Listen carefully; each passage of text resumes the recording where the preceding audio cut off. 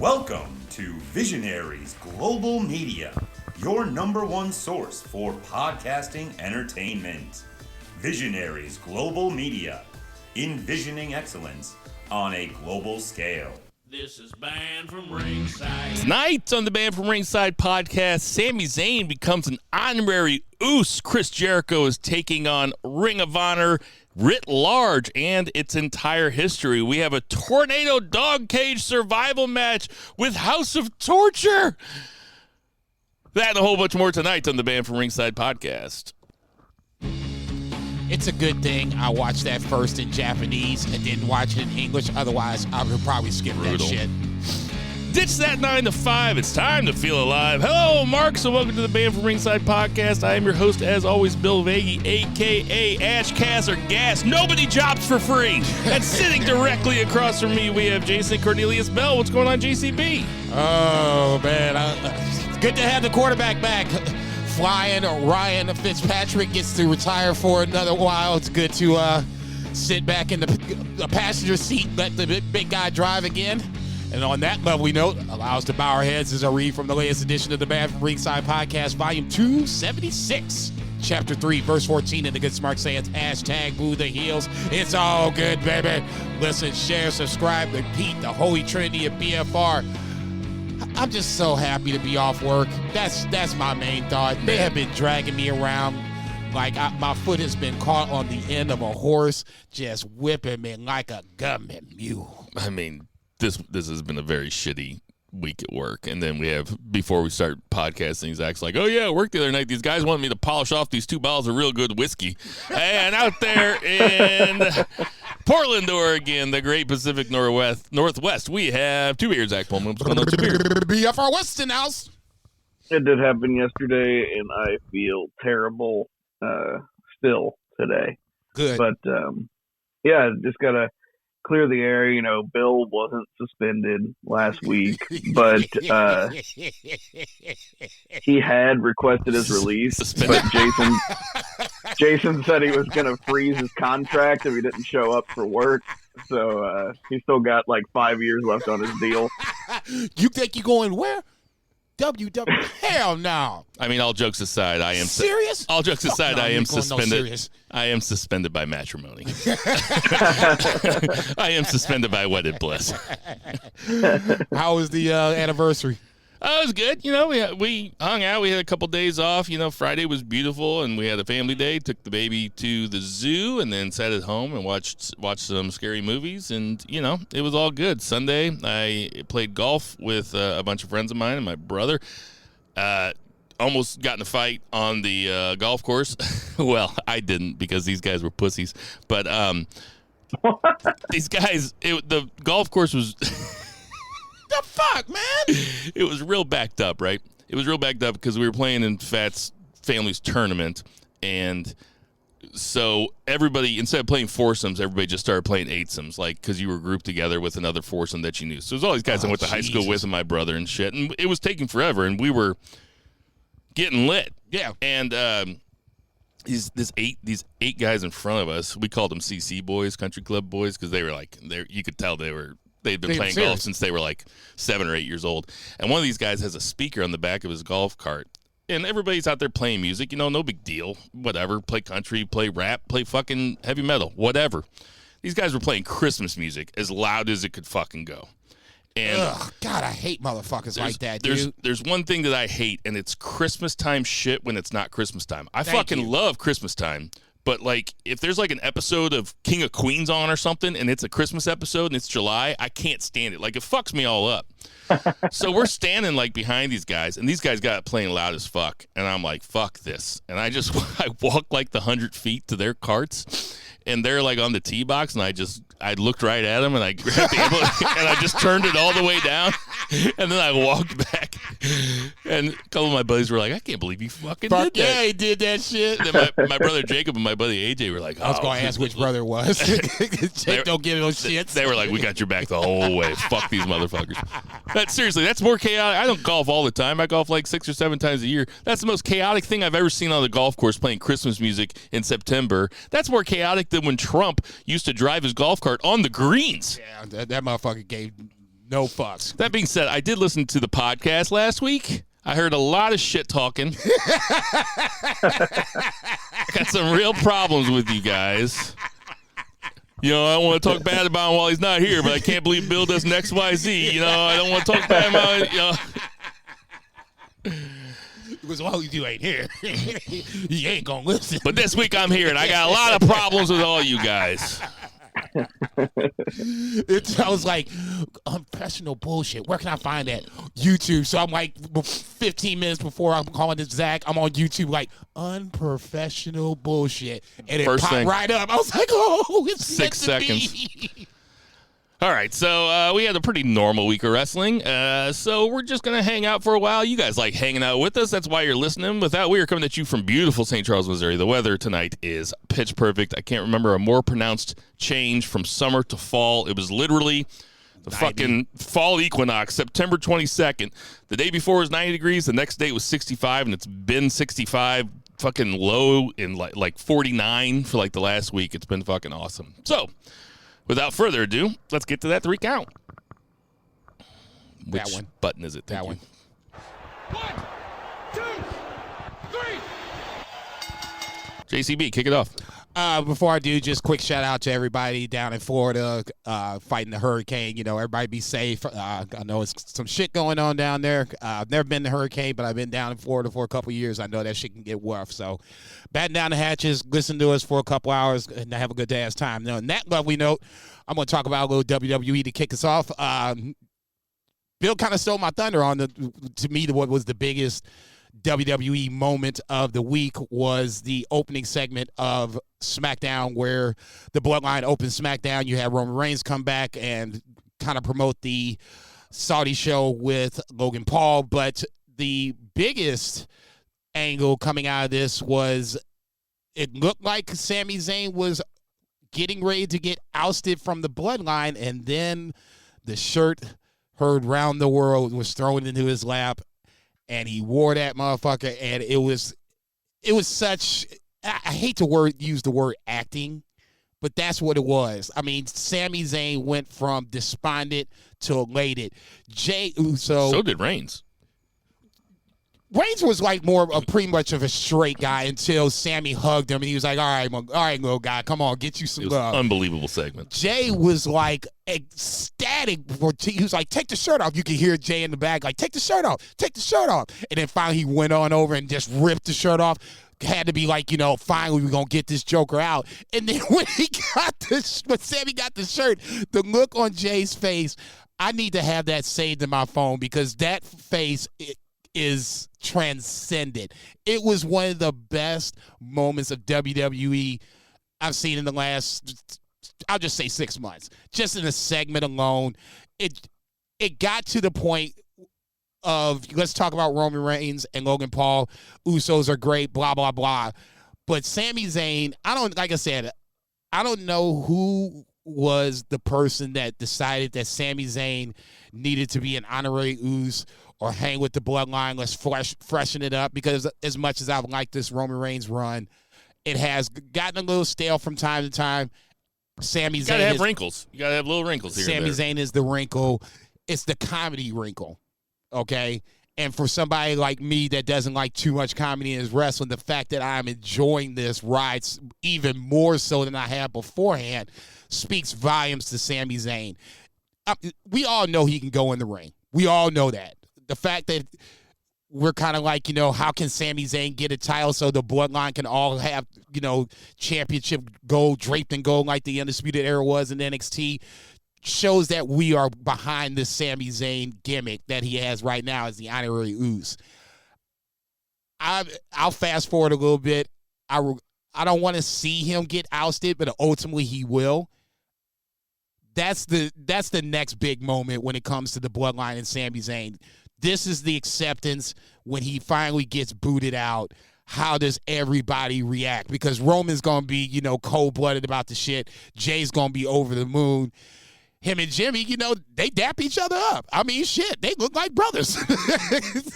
And Solo is basically, the little big brother. He's the muscle. So I'm not ready to see it, but I'm curious to see how that unfolds. But to me, like I said, the biggest thing in the ring, out of the ring, Sami Zayn officially becomes an honorary Uso. Zach, what you think of that? I think I know.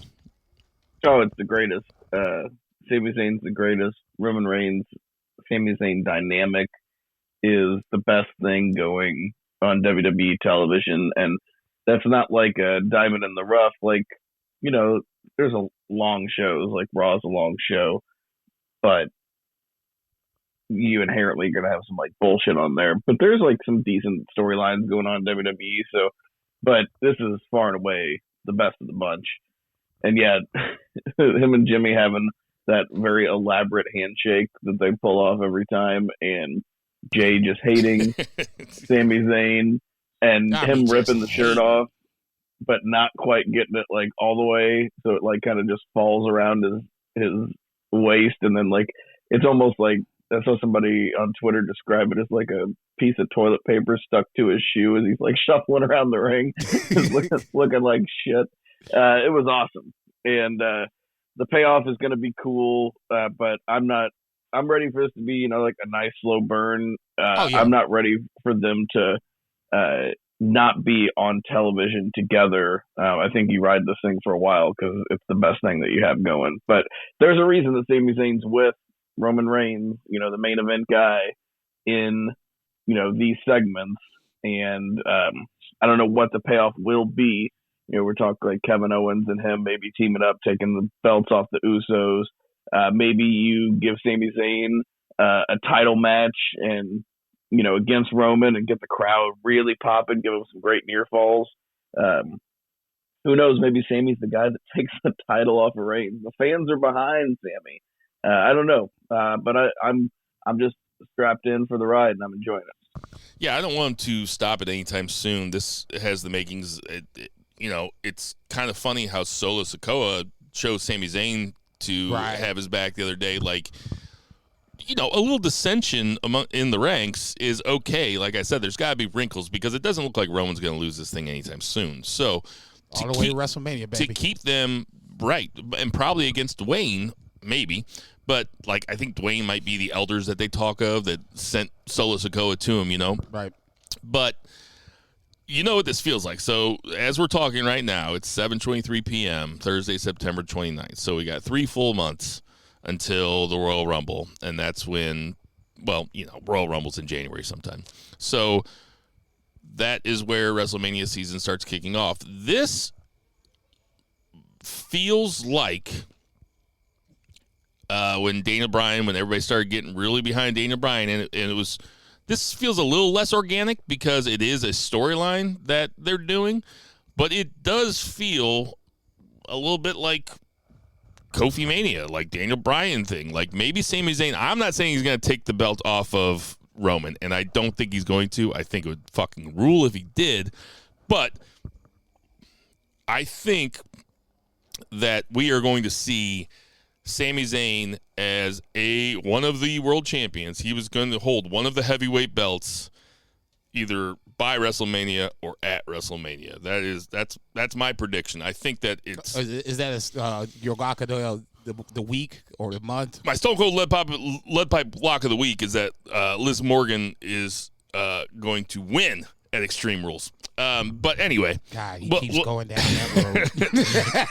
But I was watching. I had no idea what was coming. They worked me. I thought that he was getting kicked out of the bloodline. I was like, okay, well, they're pulling the trigger on this. You know, maybe Kevin Owens comes down and saves him. Something like that. And they worked me. They got my ass good. Yeah, and I popped. It was a great segment. I think that everybody that watches WWE is kind of in the bag for, well, first of all, everybody's in the bag for the bloodline. And I won't go there. Well, you spend a lot more time on wrestling Twitter than I do. But I mean, everybody that I've seen is in the bag for this, and everybody that I haven't seen anybody be like, why is Sami with them? Now, you might get some knuckleheads on Twitter that just don't like wrestling, but it feels like everybody's on the same page. This is good storytelling. This is something good that is happening on WWE. This is long-term storytelling, And like I echo the sentiments of my two compatriots. This is good, and I'm here for the slow burn. No shit. Just a couple of kind of high points on SmackDown to talk about. The aforementioned Liv Morgan had a match against Lacey Evans. Liv Morgan wins, but then gets a little extreme and brings out a kendo stick, the table, the spot off the senton off the top onto the table. I thought was really well done. I didn't expect Liv Morgan to do that, so I have to tip my hat to that. It almost makes me think that she can win this Extreme Rules match. Still don't think she can, but obviously we'll give official predictions here in a few weeks. I guess my takeaway from this is Lacey Evans is not what she was under the Vince regime, and this kind of, I guess, reinforces that thought a little bit more. Well, they fucked her up. Yeah, they got her ass good. I mean, Vince probably fucked her up, but whoever was in charge then fucked her up. It was Vince. Yeah, what do you think, Zach? I thought it was Ric Flair. Hey. We don't do that around here. We don't disrespect the 16-time champion like that. we talked about him dying in the ring and how cool it would have been. Like less than 2 months ago. Jokers talked about we don't disrespect him, but it would have been cool if he would have died in the ring. No. You said that shit. Yeah, she came off the milk carton here. No entrance music, just in the ring already. So I think she's going to turn heel, but I wouldn't turn her heel against Ronda Rousey. I think that would be a bad move because Ronda Rousey is going through the motions, dude. I mean, I can't remember if you guys talked about her last week, but she sucks. I don't think we did. Freddie Prinze Jr. had some interesting things to say about Ronda Rousey. I forget where I saw this. I saw that somebody was asking Freddie Prinze Jr. and he was like, Ronda Rousey just needs to take like some acting classes because like she like waits till the end of what she's saying to take a breath. He's like she doesn't deliver her stuff believable at all, and it's really really bad. And I agree with him. I wish I could remember what I thought. I didn't watch a whole lot of wrestling last week, so you guys were talking. I was learning it while you were talking. The only thing I watched was AEW Grand Slam. Did Freddie Prinze Jr. say that she's not all that? Was he in She All That? She's All That? Was that Freddie Prinze Jr.? Jesus fucking Christ. It was. I don't know, man. The black man knows and you don't. That's a goddamn shame. That's a goddamn shame. I was having sex when that movie came out. I wasn't Zach's age. Okay, fine. Fair enough. All right, I'll let that shit slide. Sami Zayn backstage has a interaction with Ricochet and Madcap Moss. Solo Sikoa makes the save, so that'll be a tag team match next week or tomorrow night in that case. Nice little vignette with the Usos. Feel like they're going to get ready to break the all-time tag team record for longest consecutive days. New Day and Maximum Male Models. I wish I was at my house. I'll give this a sad trombone deal.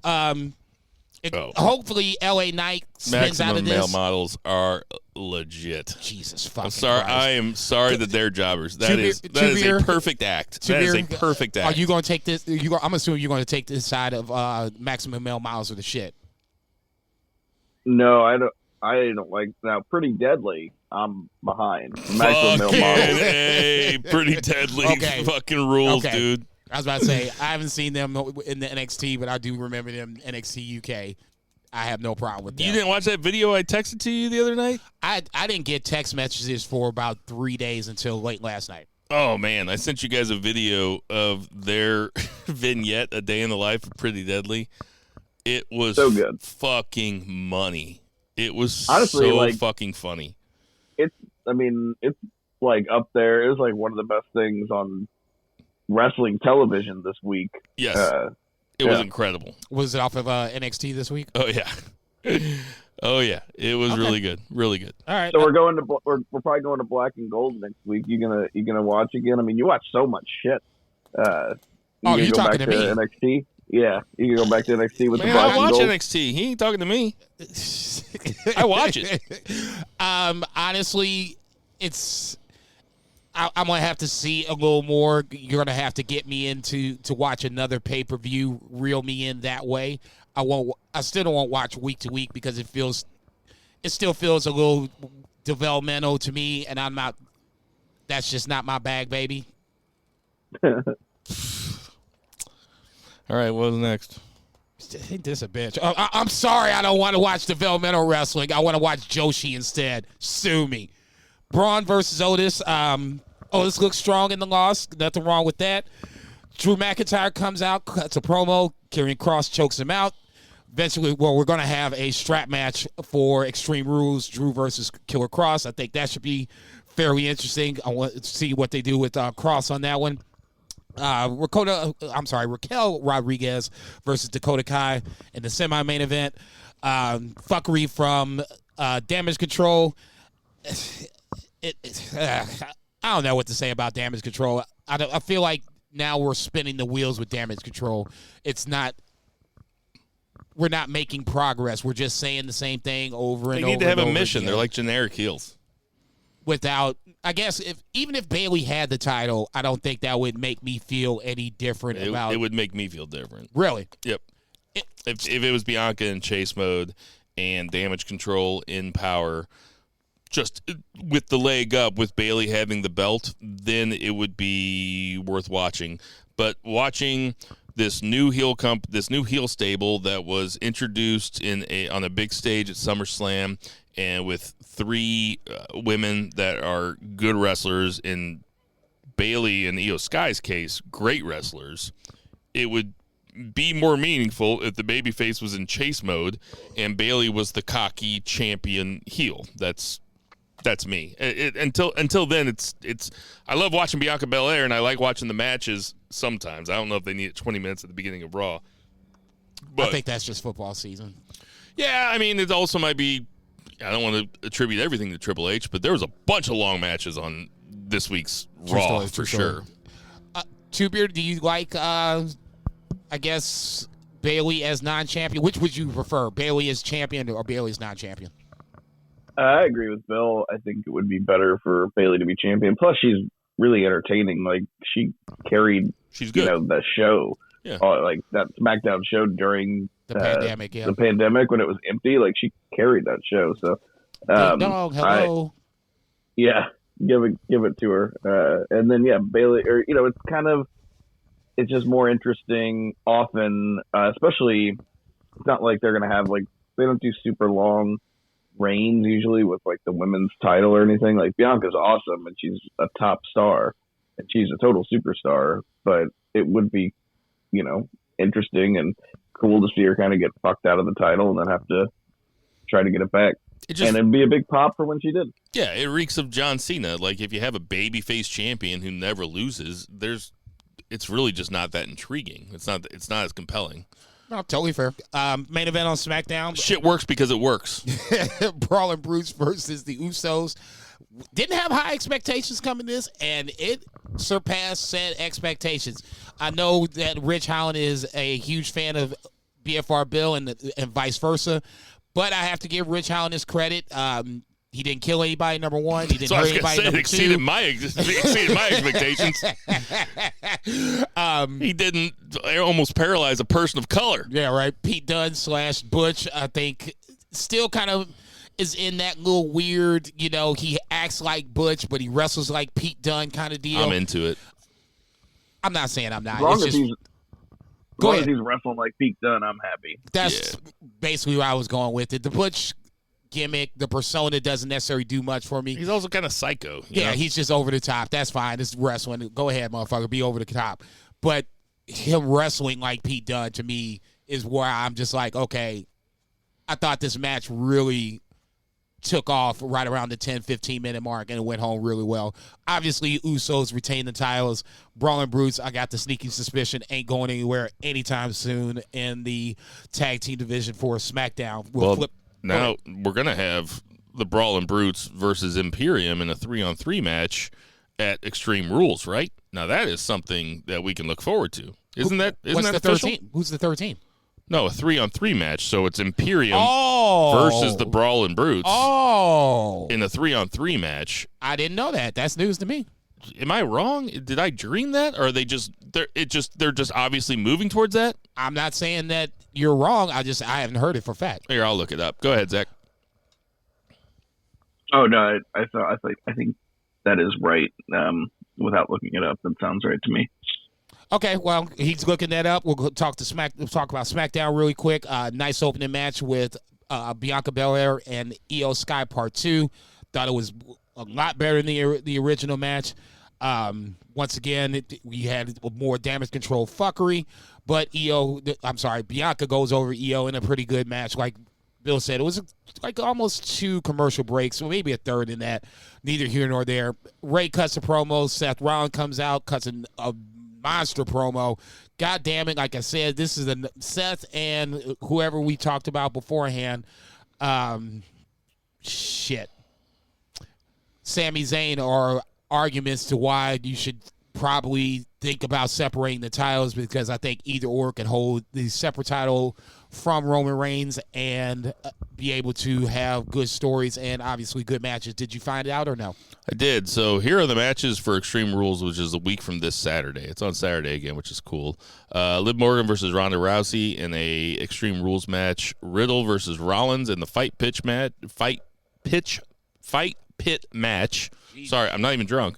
Drew McIntyre versus Karrion Kross in a strap match. Bianca Belair versus Bayley in a ladder match. Edge versus Finn Balor in an I Quit match. And the Brawlin' Brutes versus Imperium in a 6-man tag team good old-fashioned Donnybrook match. Why don't you just say no rules? I mean, no DQ. I don't give a fuck. I mean, damn. That's just a goddamn mouthful, even for my illustrious host over here. So, obviously, we did talk about Bianca Belair and Bill just brought it up.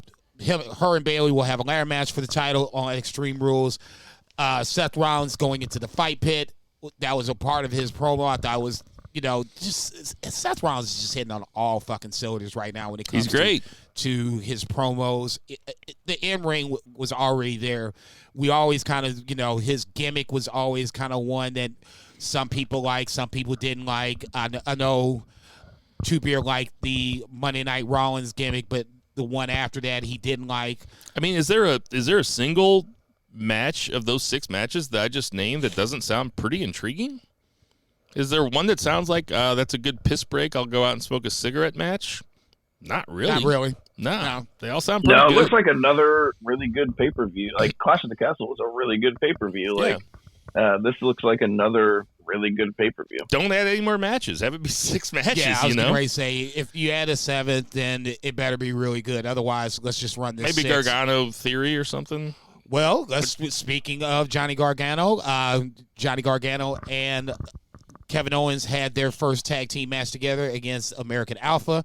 And then during that match, you did have Austin Theory come out and fuck around with Johnny Gargano. So that could be a possibility. Especially when you have Theory and it's Chad Gable's wrestling somebody else. He's getting ready to potentially get crushed. I think it's Otis and Theory versus KO and Gargano next week. But I mean, Otis wrestles Braun Strowman. Zach, did you watch this Gargano Owens match, or Gargano and Owens versus Alpha? I didn't get to watch Raw. I actually thought that it was going to not be on Hulu anymore, and I looked today, and it looks like their deal expires today or whatever. But I thought it was already expired. Mega fun 13-minute tag match.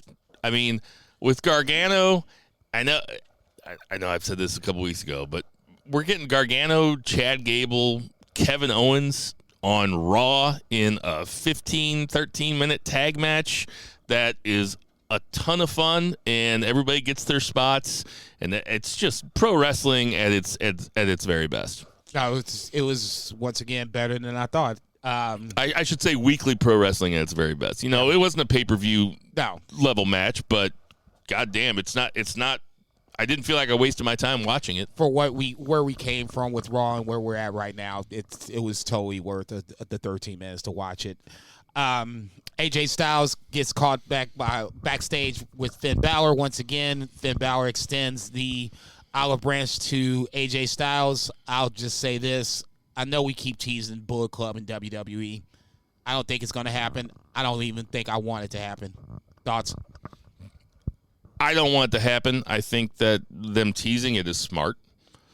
You know, the weekly recap that I read on ProWrestling.net, the guy keeps saying he's expecting Anderson and Gallows to show up for AJ Styles, and watching that Anderson Tanahashi match today, I was like, well, if Anderson loses this, I guess, you know, maybe that's a thing. Maybe that's a possibility that Triple H would give them the leeway to maybe still work in Japan, come back and work in WWE, but then Anderson went over. I was like, there's no way they're coming back. I think it's smart for them to tease it. But no, I don't want to see Bullet Club in WWE.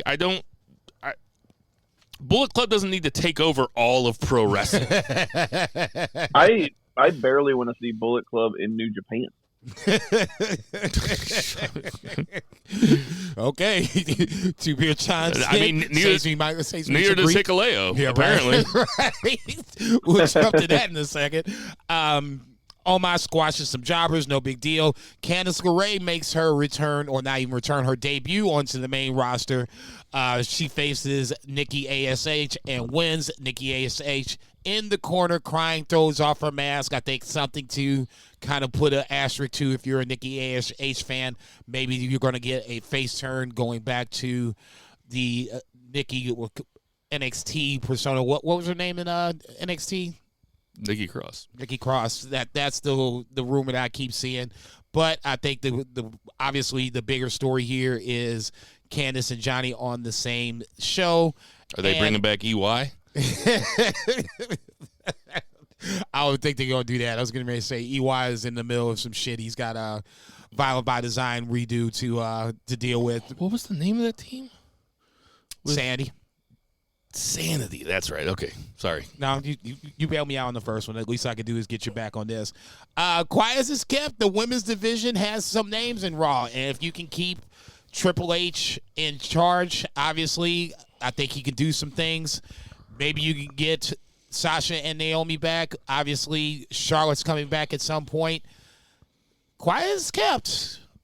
WWE has a nice, solid women's division that can put on some entertaining matches. You give it the time to do it. So and I'll ask Zach first here. So Survivor Series, we're definitely getting 2 War Games matches, right? We're getting the women's and we're getting the men's. It looks like the women's is going to have Damage Control in some form or fashion, plus those baby faces. Candice LeRae probably be with the baby faces if they're going to go 4-on-4. They could also go 3-on-3-on-3 because they've done that in a War Games match before, right? NXT was probably in that spot when you did something like that. Is there a chance that we could get a classic style Survivor Series match also, Zach? Do you think that it's just going to be War Games, or do you think we could have War Games and a Survivor Series style 5-on-5 elimination match?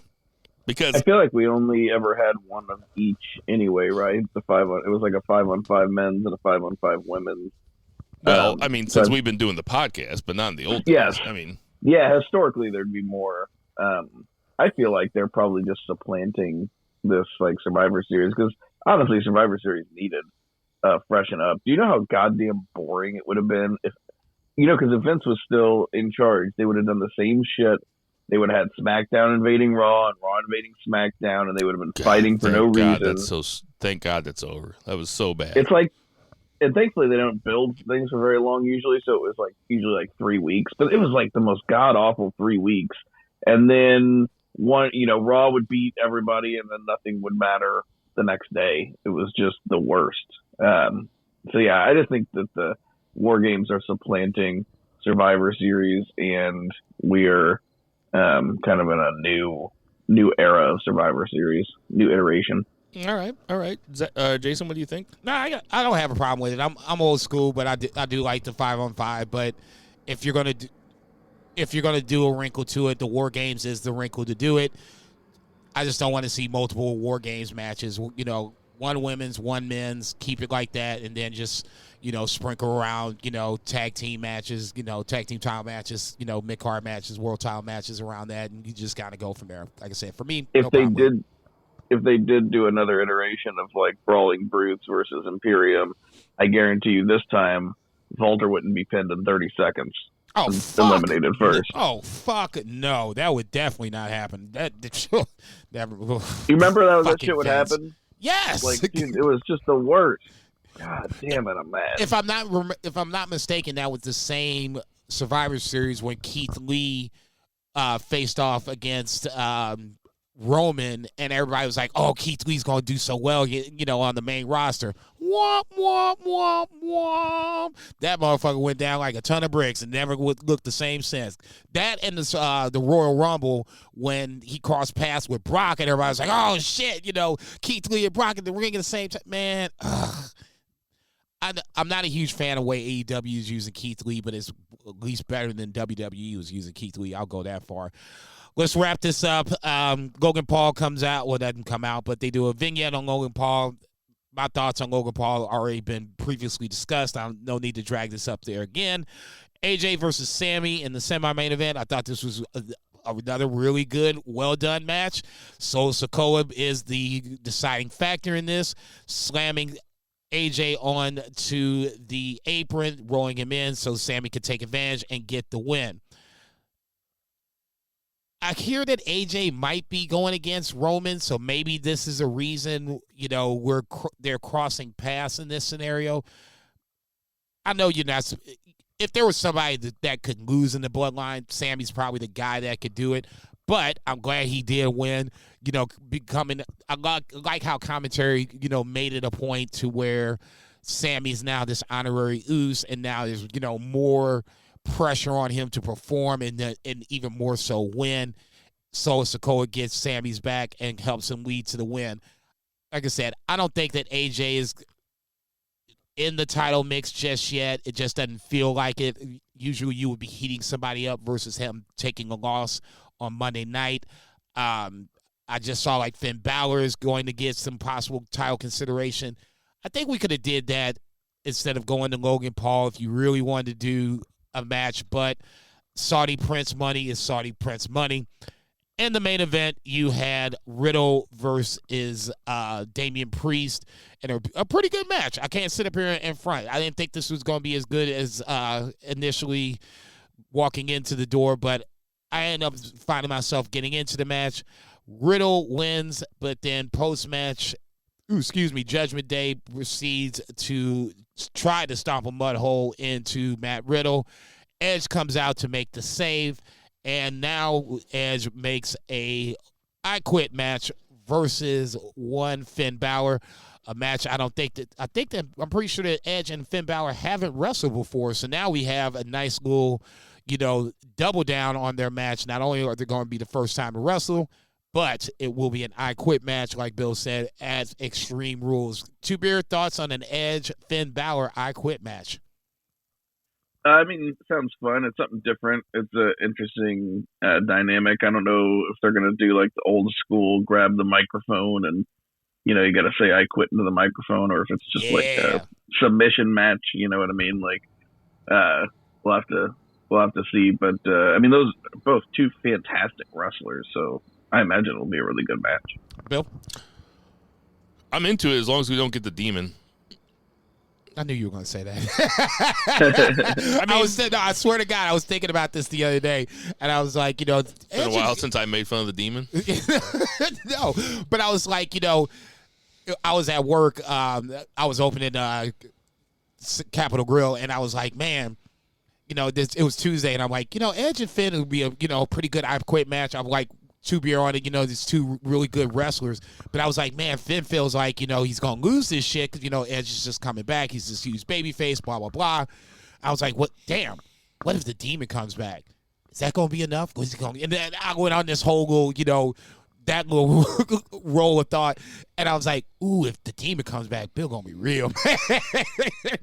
Maybe he's the White Rabbit. That was gonna be my final question. Okay, yeah. Can we talk about? Yeah, can we talk about the White Rabbit? Please. Wasn't it supposed to be this week? Dude, it's not gonna be. It's not gonna be anytime soon. This is a. Okay, so it's Bray, right? I feel like it's got to be. Anything else would be a disappointment. I don't want to say that. Because what wouldn't be a disappointment? Like early in the week, I guess part of the script that Chavo Guerrero is Kerwin White Rabbit.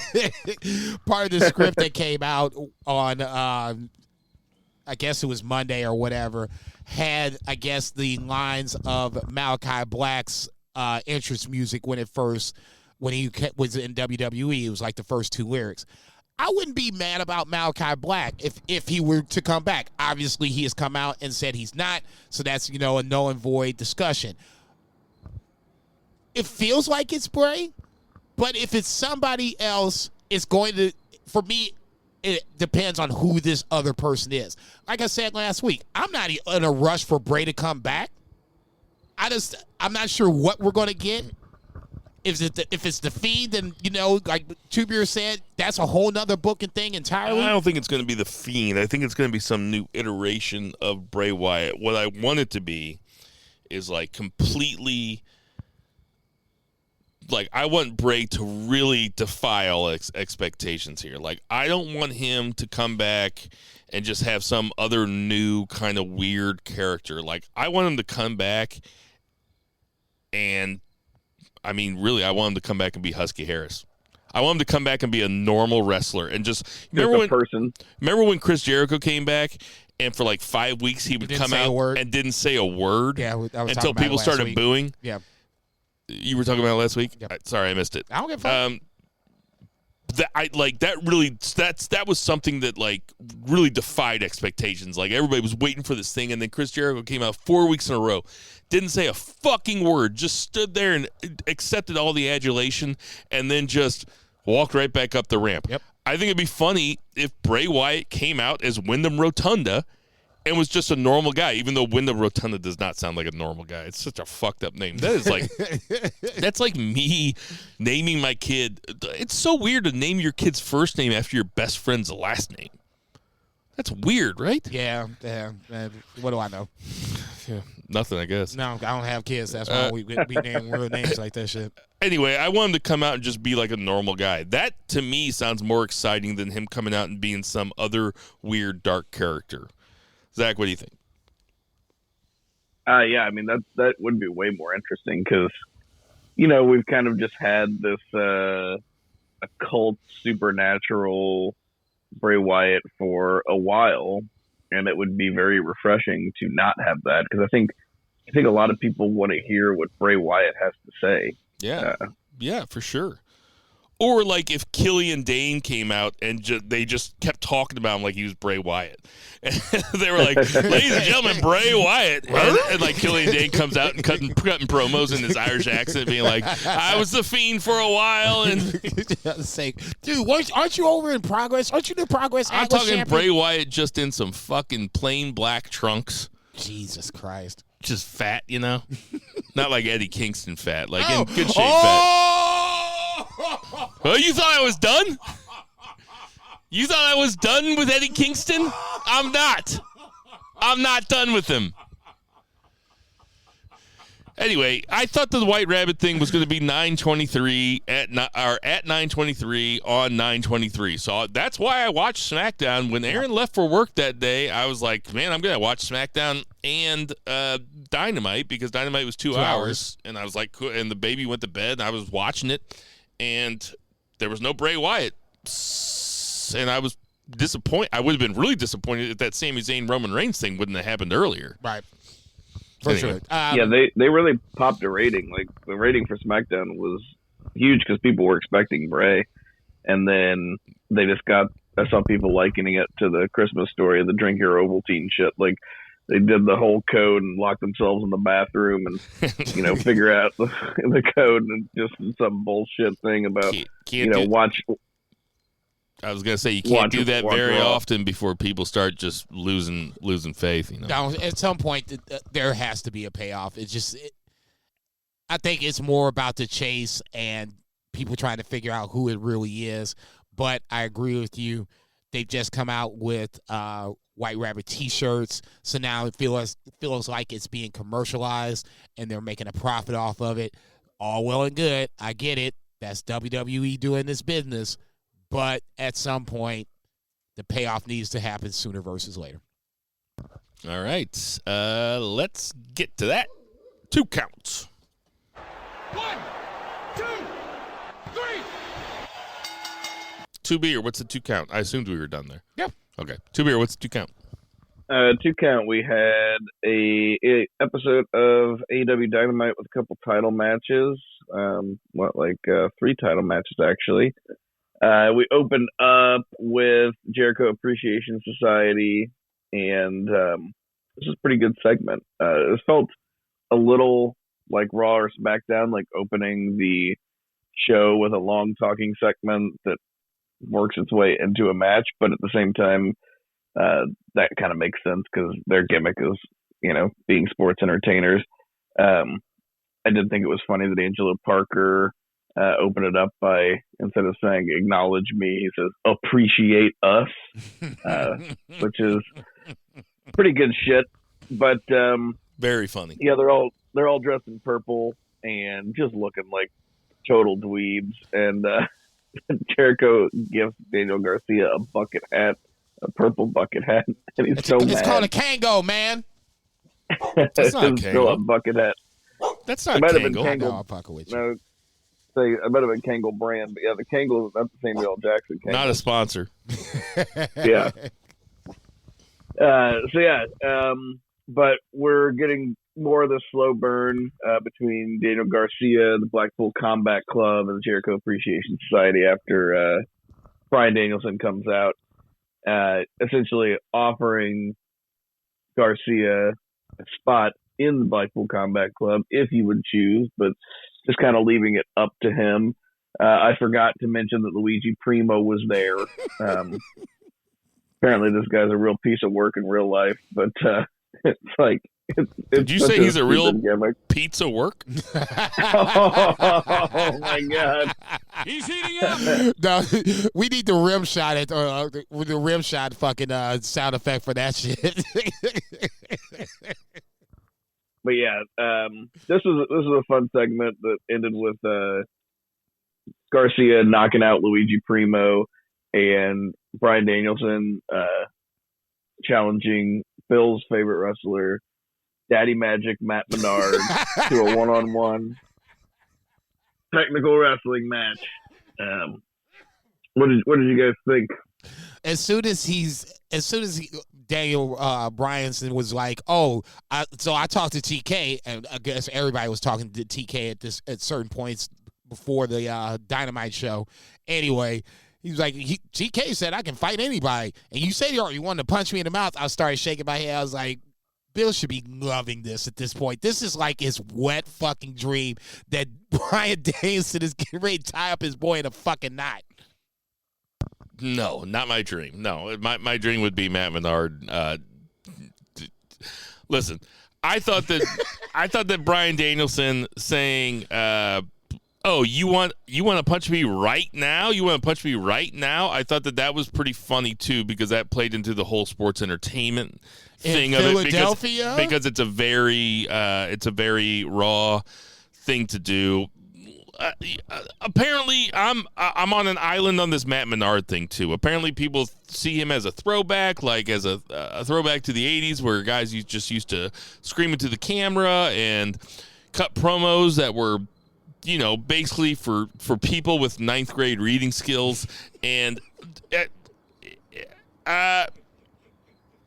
listen, I found out that they had to rewrite a bunch of the show because of the hurricane. So I'm going to take it easy on them this week, but this was not my favorite episode of Dynamite ever. And I'm going to be generous in saying that. That being said, I thought the opening segment was really good. I feel like the Daniel Garcia slow burn is taking a little bit too long. Like, just fucking turn on Jericho, for God's sakes. Like, I want Daniel Garcia to take the Ring of Honor belt off of Chris Jericho. That's what I would like, but that's just me. Okay, I never thought of it that way. I thought it was entertaining for the most part. It was just, with Luigi and the pizza and Sami and Tay just making out in the corner. I'm just like, it was just a lot of shit just going on. I love the fact that Daniel Garcia put Luigi to sleep to show that he was, being serious about his point. I'm curious to see what happens next week in the tag team match. I honestly didn't even think about Daniel Garcia taking the title off of Jericho until you said it. I don't know if he would be a double champion in Ring of Honor, especially with. Well, yeah, that's probably why it won't happen. I didn't even think about that. Ultimately, it was an entertaining segment. Ultimately, there was just a couple of negative spots for me. The biggest one is Sami and Tay. Just get a goddamn room. I mean, what the fuck? Jesus Christ. That's heel shit. Or an OnlyFans account. I mean, and you see how you tell me that the Matt Menard shit is heel shit, and that if he's and you see how I'm reacting to it. You see how I'm reacting to it, so it's working. Okay, good. All right.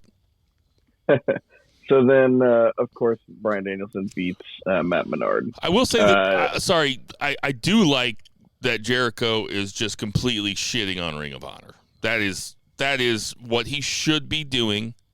And I'm sure that really got under the skin of a lot of Ring of Honor marks out there who, no doubt, 99% of every Ring of Honor mark out there watches AEW. No doubt. I don't know if he watches it like religiously like we do, week to week. Dynamite, pay-per-views, and then the occasional Rampage if you feel inclined to do so. But I would be curious to see what High Five Tom thinks about Jericho saying that he's going to destroy Ring of Honor. But ultimately, it's for the better of Ring of Honor. They're doing it to get Ring of Honor a TV deal. Yeah, and I think Jericho got the belt, and I know you guys talked about this, but the best thing that you could do for Ring of Honor if you want to keep it going is put the belt on Jericho, have him carry it into a hopeful TV deal. A TV deal. I'm worried that Tony Khan is stretching himself too thin, but that's another discussion for another time, as JCB would say. Yeah, I think that this character, Chris Jericho is doing some of the best work of his life in ring and out of it, and it's the perfect character to be essentially the ring of dishonor and to just shit all over this and to work his way through the previous champions, because there's quite a few of them in the promotion.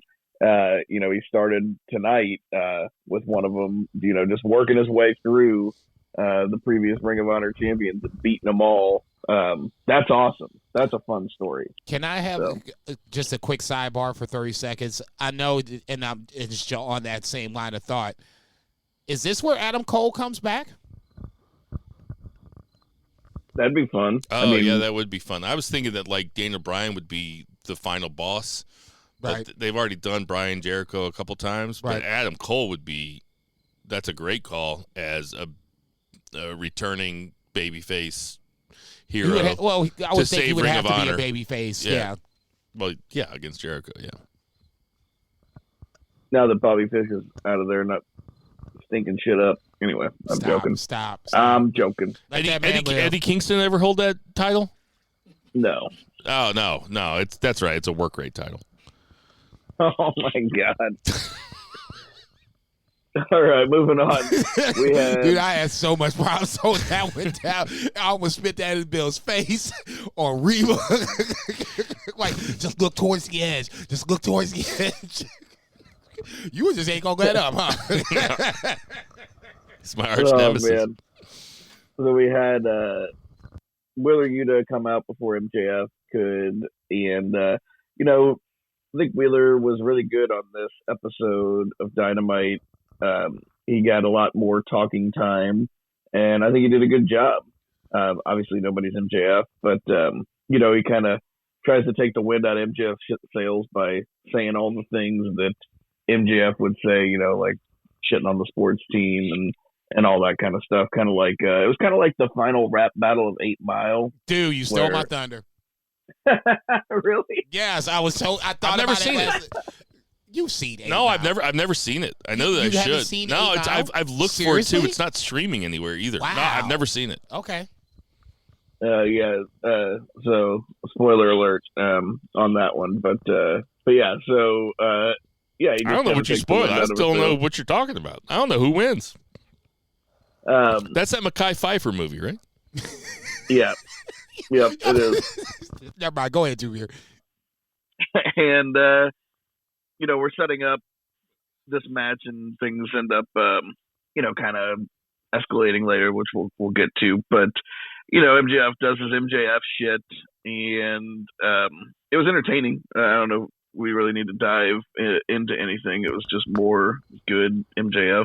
I'll dive into it. I think it was really bad. I think it was really bad, MJF. I thought that it was lame. I thought that his entire promo was uninspired, going at the sports teams and just calling all the people dumb and shit. It's like he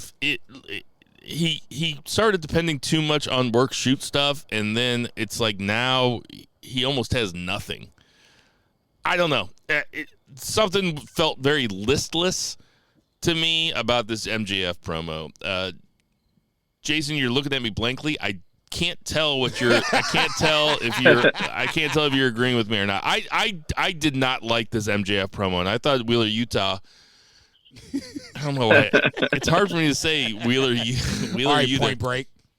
Wheeler Yuta. I thought that he did really well. I thought that he looked good. And it was in front of a friendly crowd because he's a Philly guy. But I thought that he looked really good, and I liked the way that the segment ended with him behind MJF at the end. But I won't sit here and say that this was the best MJF segment or promo, but it wasn't. I don't think it was that bad. I just think that a lot of what MJF, or some a better choice of words, or what MJF comes with, Will Yuta just jumped in front of it. You know what I'm saying? That's why I was saying it liked it to 8 Mile in that scenario where he's like, I know what you already going to say, so let me just say it right now. MJF gave him more props. MJF gave Wheeler Yuta more props at the beginning of the promo than I've ever seen him do with anybody. Even Punk. Yeah. And so that in that scenario, if the champ is giving you props for, popping me in the mouth one good time, I will have to side with the champ on the stick at that point. Ultimately, I think, like we said, we're going to get to an MJF Yuta match next week, but I'm not nearly as down on MJF. I thought Wheeler Yuta actually stepped up to the plate. I'm not down on MJF. I was down on this promo in particular. No, that's what I'm saying. Here's my question. So MJF was gone for months and months, right? He comes back, he wins the chip, which they're treating as the Money in the Bank, which also isn't my favorite thing. Like, I wish that he wouldn't be able to cash in. I don't want it to be Money in the Bank. I want him to say, I want you on this date. And it's still not clear when he can cash his chip in. But so MJF's been put over by some of the best. He's been put over by Jericho. He's been put over by Punk. He clearly is one of the biggest stars on that roster. Top 5 right now. Yes. Is he big enough to pull Wheeler Yuta up? Because it seems like that's what they're doing. And it almost seems like he's kind of, I don't know, picking at low-hanging fruit with Wheeler Yuta. Like, I would rather him be in an angle with Dax Harwood or Miro or somebody like that. It still seems like Wheeler Yuta is a little beneath him, right? It doesn't seem like he's bringing Wheeler Yuta up with him. And I know it's not done yet, but it does seem like he's playing down to it rather than bringing Wheeler Yuta up. Go ahead. It's not really about Wheeler. It's all about Moxley. Wheeler's just low man on the totem pole of Blackpool Combat Club. So essentially, I think it would be maybe more interesting, especially if, he was doing, say, Bryan Danielson or Claudio, something like that. Yeah, something like that. I mean, I said Miro, who's below those guys on the card, but no, it's just all about Blackpool Combat Club because he's going to face Moxley. It's less about a storyline involving MJF and any other wrestler. It just happens to be Wheeler Yuta because he's the low guy at Blackpool Combat Club. At least that's what I feel like. It's all about Moxley. That's fair. Something else to kind of think about, and I'm just throwing this out there. If CM Punk and the Bucks could have played nice in the sandbox, and CM Punk doesn't get hurt on top of it, this is the CM Punk MJF build. So we had to kind of, take a detour from it for multiple reasons. Like when they did the Christian Randy Orton thing when Edge got hurt. Okay. Yeah. So it might feel a little wonky because it is wonky. This wasn't the original plan. That's also fair. So now we're veering off to where it's going to Moxley ultimately, and so but Wheeler Yuta is going to be the guy in the middle. You're right. So they had to rewrite it, for lack of a better term. Okay, that's fair too. And I like Wheeler Yuta too. I think that he's fucking awesome. I think I can speak for all of us on this one. I think he's amazing in the ring. He's a pure champion guy. He's a really good technical wrestler. But he's a ROH pure level wrestler, pure championship level wrestler. Where MJF is even though he's never held a belt. No. He's never held a belt. Not in AEW. He's a top of the card guy. Yeah, he's past the mid card. Both of you guys, you know what? I can say it when I'm wrong. Both of you guys talked me out of it. You guys are both right for two different reasons. You guys two-pronged me. That sounded weird. Let's take that out.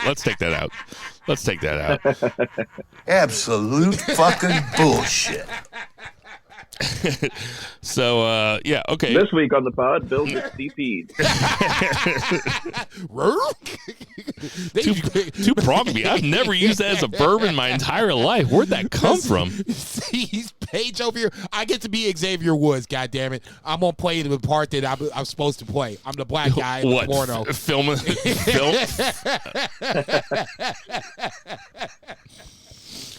What's next, Juvier? Moxley and Rock Hard Juice Robinson. This was a very solid match. Really, pretty much worked, New Japan style. This could have been in New Japan. Crowd was not particularly into it. I don't think anybody believed that Juice was going to beat Jon Moxley. As good of a match as it was, it just didn't come off that way, and crowd was pretty dead for most of this. I did like the finish. Moxley, just does a whole bunch of stomps and then does like an arm bar, and he taps out like immediately. Juice does, which is what you would do in like an actual situation if somebody's got your arm like that. You don't like sit there and go then like try to reach the ropes. Like your arm's about to get ripped off your body. You tap whenever somebody gets you like that. So I did like that. It kind of came out of nowhere. And then we had, just kind of finishing out this segment. And Jeff had been up in the skybox watching, which I love his douchey facial expressions to everything. And Adam Page comes out to confront Moxley. MJF, interrupts them with a microphone. He's got a microphone in the skybox, and Wheeler Yuta is behind him, and they end up brawling in the skybox and into the crowd. So altogether, this was an awesome segment. I really liked the match. I really liked, the Adam Page reminder, like, hey, he won this battle royal. Moxley's got to go through him. He's a former world champion. He's also Adam Page. And then we also had MJF, who's waiting in the wings. And then his current, foil, Wheeler Yuta. I thought it was a tightly booked segment that got a lot done, and it was entertaining. All right, here's where I am on this segment. Couple things. Two things.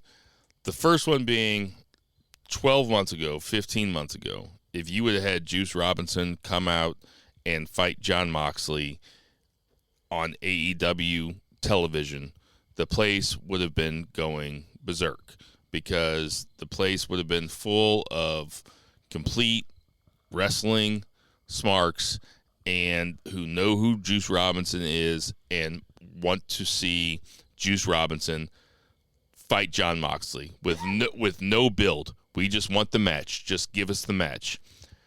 That is not AEW anymore. And I remember Zach saying on, it was either the podcast or Facebook or a text message, I don't know. We communicate a lot of different ways. But I remember Zach saying that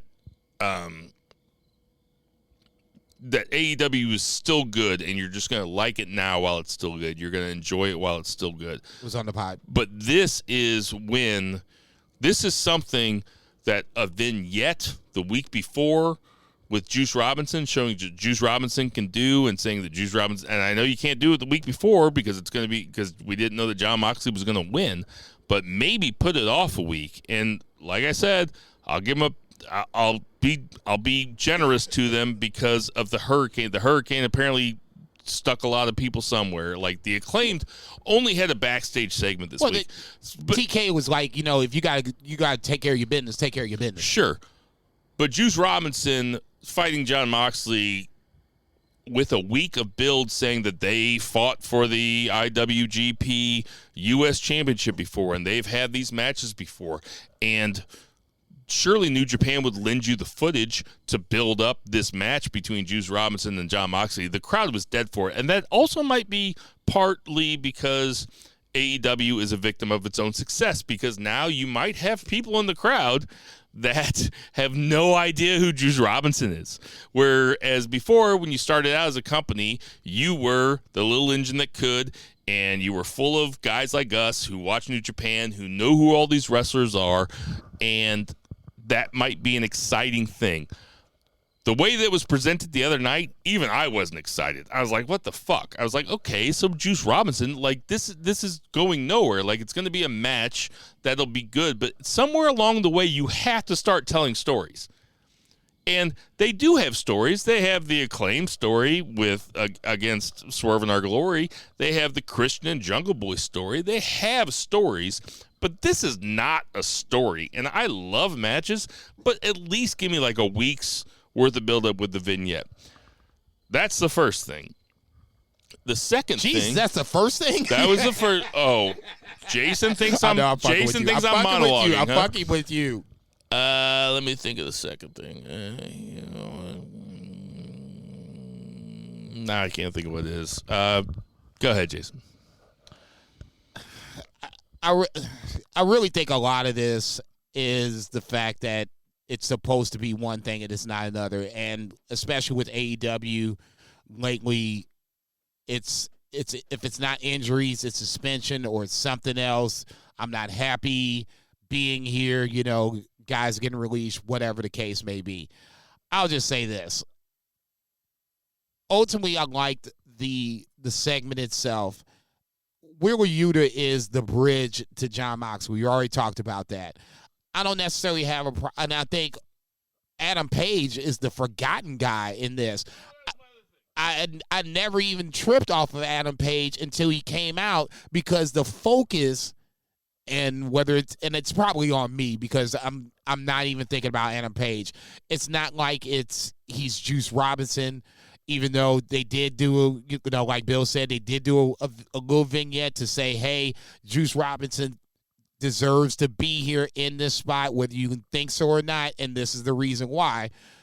Adam Page feels like the forgotten guy in this, because as soon as the match was over, his music hits, he comes out, I'm like, oh yeah, he won the Battle Royal. Totally forgot about that. So that was the other thing I was going to say, because you guys didn't talk about it last week because it would have been a spoiler, which I'm sure that the listener appreciates, but Adam Page... that was two spoilers, but the other one we still haven't talked about yet. Adam Page had won the Battle Royal on Rampage, which is a night after we record. So he won the Battle Royal on Rampage and become the number one contender. So this was the other thing I was going to say, and I'll throw it to Zach first. Is Tony Khan putting Adam Hangman Page as the number one contender by winning that Battle Royal? Is that a tacit... what's the word I'm looking for? Is that an endorsement of Adam Page in the Page Punk real life shoot thing that's going on, Zach? I was getting ready to go pee until you just said that question. You're getting ready to what? I was just getting ready to go pee until you said that question. I want to hear what he says first. Maybe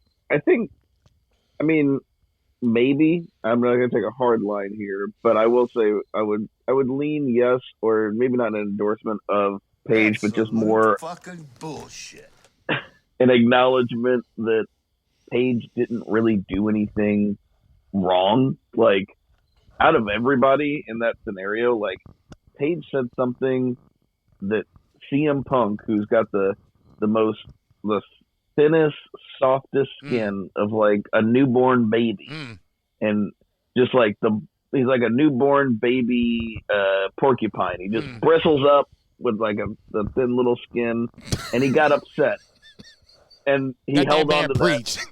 anger for like 6 months, and then he like hijacked a promo on a TV show, and then he hijacked a thing, a press conference, and then he fist fought some executive vice presidents of the company. Jesus. Adam Page is just in catering, and the dude said one line that nobody understood in a promo like 9 months ago.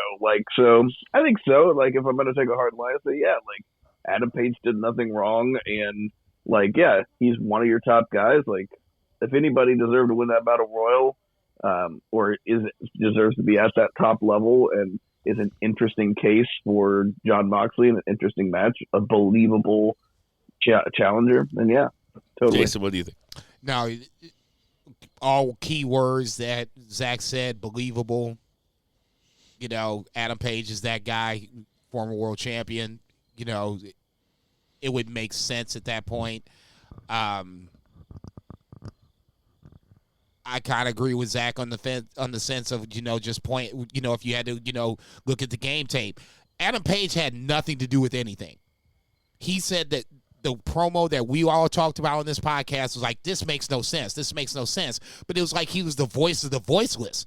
Oh, I'm sorry. Who is that? Oh, it's that other guy. So basically, Adam Page came out and said what other guys were already talking about. And then he came out in that promo before he went against CM Punk and lost the title and said, this is why motherfuckers don't like you. He wasn't Eddie Kingston. Sorry, I know that's your boy. He wasn't Eddie Kingston about the shit and just said, motherfuckers in the locker room don't like you. Adam Page kind of went Bray Wyatt on your ass and just said it in a way that, only he and CM Punk knew about, but the rest of the general public didn't. Yeah, in that respect, that I respect Tony Khan's decision, because I agree. Adam Page didn't do anything wrong. Adam Page cut a work shoot promo, which is what they were doing at the time. Certainly what they were doing in that feud. They were cutting work shoot promos, and I can only think that CM Punk just, every night he went to bed, he just dug him a little bit more, a little bit more, a little bit more. There's only one guy in the business that has skin thinner than CM Punk. That's Eddie Kingston, because Eddie Kingston likes to yell at the fans for using insider terms, and that's a shoot, brother. Come find me. I was sitting there, and here's the sad part about it. I was like, who's got thinner skin to CM Punk? I'm leaning in like he's getting ready to say something profound. I'm like, oh, motherfucker. I'll give this bit up eventually. I give it over under. I give it 3.5 weeks. I'll take the over as I'll give you a month. No, I'm gonna tell you why you're wrong. Why? Later on. Okay. Later on, I'll tell you.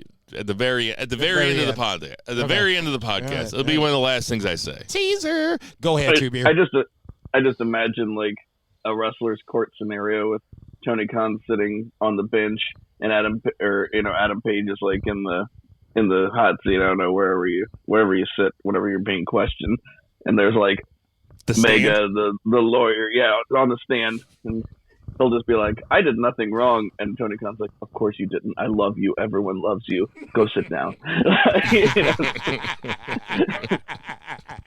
Your Honor, he cut. No.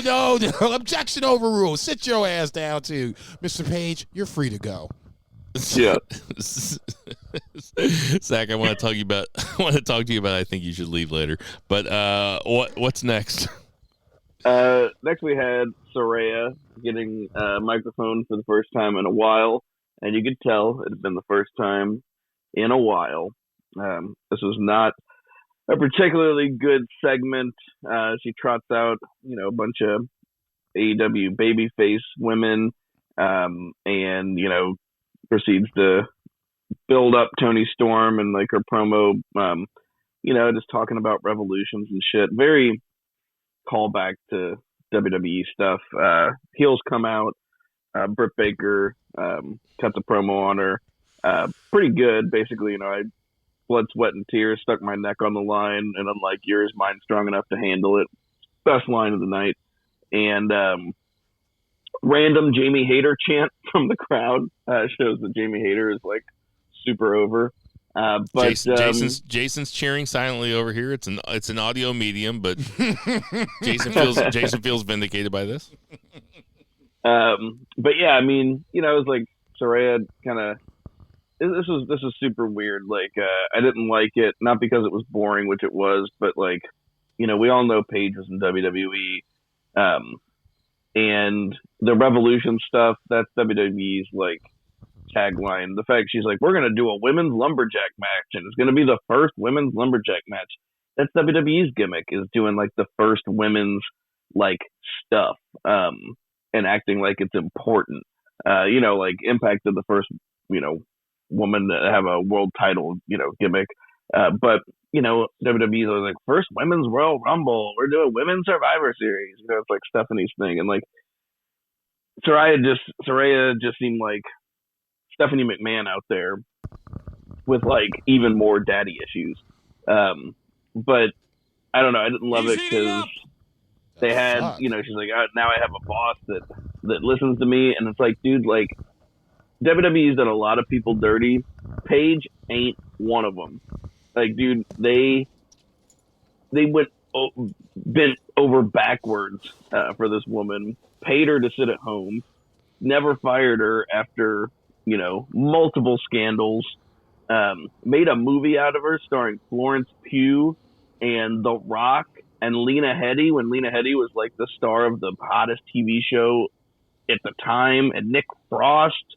Wasn't a particularly good movie, but it was a movie that they made about her. I did, yeah. It was okay. Yeah, but it was. I haven't watched it, but I will. Yeah, there were some funny spots, but it was kind of boring. Vince Vaughn's phone it, and then also Vince Vaughn's in there. Like, it's like a real deal Hollywood movie, and they paid her a bunch of money. And do you think like? And Liv they tried Morgan to take care of her, like them sidelining her was not them trying to keep her down. They could have cut her ass like they did everybody else. They sidelined her because they were afraid that she was going to get hurt, like really hurt, and that might have been an insurance liability, sure, but it's also they sidelined her and then they kept her on. And also, they kept her on. For her. And after, like, a sex tape came out with her in it. Now, listen, I'm not. Hold on, real quick about that. Like, do you think that Liv Morgan would survive having like a tape come out where like Bo Dallas just bust a nut all over a woman's title? Like, that happened with Paige. Yeah, I know. Probably not. Yeah, no. Like, I think that they did as much as they could. Anybody. And it also could be they Liv kept Morgan, Charlotte, Becky, Bianca, whomever. It wouldn't matter. In 2022, it wouldn't matter. All of that is not why this segment was bad. True. This segment was bad because it was bad. It was her line about Britt Baker's name rhyming with shit was. Oh my god! Like elementary school shit. That's WWE shit. Really, really bad. That's WWE shit. That's 101. I wish I would have been here last week, but I tell you what, guys, it's good to take a week off every once in a while. That's what Zach knows. But I remember those days. Her coming back is not that big of a deal. I'm sorry. It's just not that big of a deal. She is,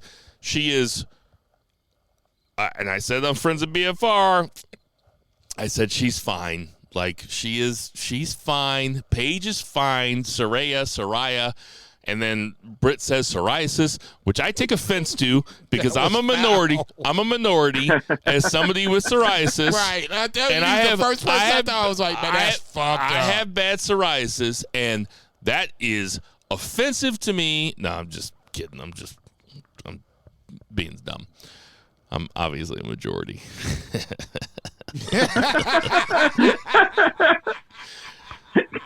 But this segment was terrible. She was terrible in it. She is not a needle mover as far as I'm concerned. She was a cool wrestler. She was a fine promo, but she is not a needle mover. When I think about women wrestlers who are needle movers, I think about Bianca Belair. I think about Charlotte Flair. I think about Sasha Banks. I think about Britt Baker. Yes, even though I have my problems with Britt Baker and her burying talent, her coming out there and trying to bury Paige, I was pretty okay with, actually. I'm sorry, I was. This is the biggest waste of money in AEW right now. Who's this? Who are you talking about? Saraya. She's the biggest waste of money that AEW, she's getting paid well. Okay. What is she gonna offer? That's the $1 million question. They haven't made it clear if she's wrestling yet. Okay, and I think that would. So make the story. Maybe I'll try to wrestle later, or for now I'm going to be whatever. But coming out there and not saying I'm here to wrestle and saying I'm going to make it a lumberjack match in her weird ass accent, that doesn't do anything. Usually, when you get the big surprise reveal from AEW the following week, it's the mission statement week. This is what I'm here to do. They've gone to the well too many times. They need to start telling stories. Oh, look. You sound like Bischoff. I'll save that argument for a different time. You motherfucker! Absolute fucking bullshit. I'll save that argument for another time. If we could argue about that for a little bit. For me, I'll try to break it down concisely really quick. Number one, one of the biggest problems is that we expected her to come out and say, I'm here to wrestle, blah, blah, blah, blah, blah. Didn't get that. When she said that Toni Storm was the best AEW women's champion, that shit went left. Look, I love me some Toni Storm. The match against Serena Deeb was good, and this is the last thing we're talking about. And that's kind of the problem with, at least with the way Toni Storm's been booked, the interim championship, another story for another time. The third thing I had not even a problem with that was like one of the biggest oh shit moments was the chant for Jamie Hayter. Look, I'm not going to sit here and lie. I'm a Jamie Hayter guy. I've seen her in Stardom. I love me some Jamie Hayter. But the time to flip her was last week versus keeping her together and now adding Penelope Ford onto the mix. If you're going to add Penelope Ford, then you could take Jamie Hayter out and flip her babyface. Well, the other thing is, where the fuck is Jade Cargill? If Paige is allowed to come out there, and I'm only saying Paige because I don't know how to say her name, like Britt Baker said. Like, how do you say her name? Saraya? I think it is Saraya. I think it's Saraya. Okay, so Saraya's going to come out there and just say, hey, all you women come out here, and that is some WWE bullshit, man. You cannot have them all come out. And where the fuck is Jade Cargill? That's what I'm saying. I'm willing to give this one the pass because I think this was on the fly. She was like, she better be stuck in the fucking hurricane is where she better be. Stop. Because otherwise Tony Khan needs to bring her out and she needs to destroy all those women because she is the star of that division. No, that's Britt Baker's division. Do not get it twisted. That's because they've never let Jade Cargill and Britt Baker in the same place. You've never seen them in the same shot. Okay, well. Survivor Series. That's the fifth women on both sides. Do not mistake this. This is still Britt Baker's division, whether she's the champion or not. Why? Because every time you look around, there is the one common denominator, and that's Britt Baker. Period. I love that she said, she's like, you're just a catchphrase. She's like, unlike me, Dr. Britt Baker, and then had everybody chant her. So good. So good. I just like Thunder Rose sitting at home watching the whole thing, being like, nobody can beat me if I don't show up. I'm the champion forever. Yeah, yep, totally. And that's. I wish Toni Storm should be talking in this segment at some point. Thumbs down. She's the champion. Thumbs down on the whole segment. I'm not disagreeing with thumb down the whole segment, but as the champion, interim or not, shouldn't the champ speak? I would like to see the women fight the same way that the men fight, going for titles and not going for just shitty fucking put downs. You know, because you never see MJF do a shitty fucking put down. Go to beer. All right, yeah. Thunder Rosa's like hardcore Holly. She's like, just She's like, give me the belt. And I'm like, well, what do we do after that? She's like, well, then I just beat everybody. Speaking of give me the belt, I don't know, we haven't talked about Rampage yet for 30 seconds. Wardlow. What are we doing with Wardlow? I mean, tag team with Samoa Joe sounds cute, but he's still the TNT champion. Yeah, Samoa Joe he's one of the ones that was supposed to be, he was supposed to have a big segment on this Dynamite and couldn't get there because he lives in Florida. So, yeah. I guess, Wardlow probably lives in Florida, too. It was a really weird Dynamite. I'm not with even very little segments. There wasn't a whole lot of segments. Even if you changed what you changed on Wednesday, Wardlow has been, I'll just say, it cooled off from where he was 2 months ago before he won the TNT title. They can heat him back up. I'm just saying. Yeah, but he can heat back up. Okay. What's next, Zach? A little backstage segment. That at first, basically like Jason, I saw on Twitter, agree with his sentiments that nobody gave a shit about. Andrade El Idolo and Private Party and Butcher and Blade. Nobody cares. But the reason I bring it up is afterwards, Matt Hardy catches Private Party, and it looks like maybe we're going to, because, it was Big Money Matt, and that act was pretty boring also, and nobody really loved it. But I think the pairing of Matt Hardy and Private Party is good, especially with Matt being like a normal dude, babyface type. If it turns Private Party babyface, they've got potential. They got a lot of potential. So I think that'd be good for them. So I would like to see that happen. Looks like we're going that way. I thought Private Party would be the first homegrown tag team champions instead of the Acclaim, but not saying it's a bad thing. It just, I had to throw it out there. Yeah, I mean, a year ago, or, definitely would have thought that. And then Ricky Starks in a squash match versus some dude. Eli Isom. It's just very, very fast. No. Sorry, my wrestling organizator high five time, but he does not know.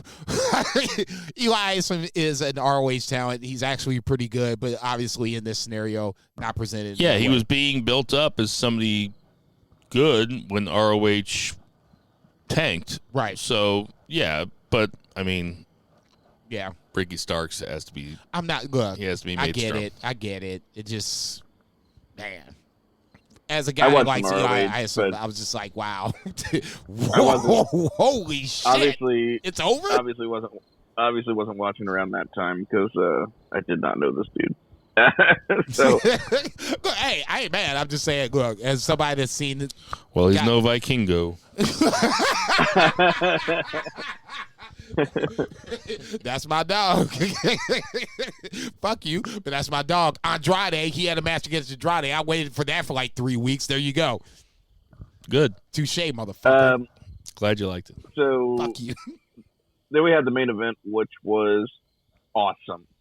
Like, I mean, this, like Bill said, show was a little uneven. There's a couple bad segments.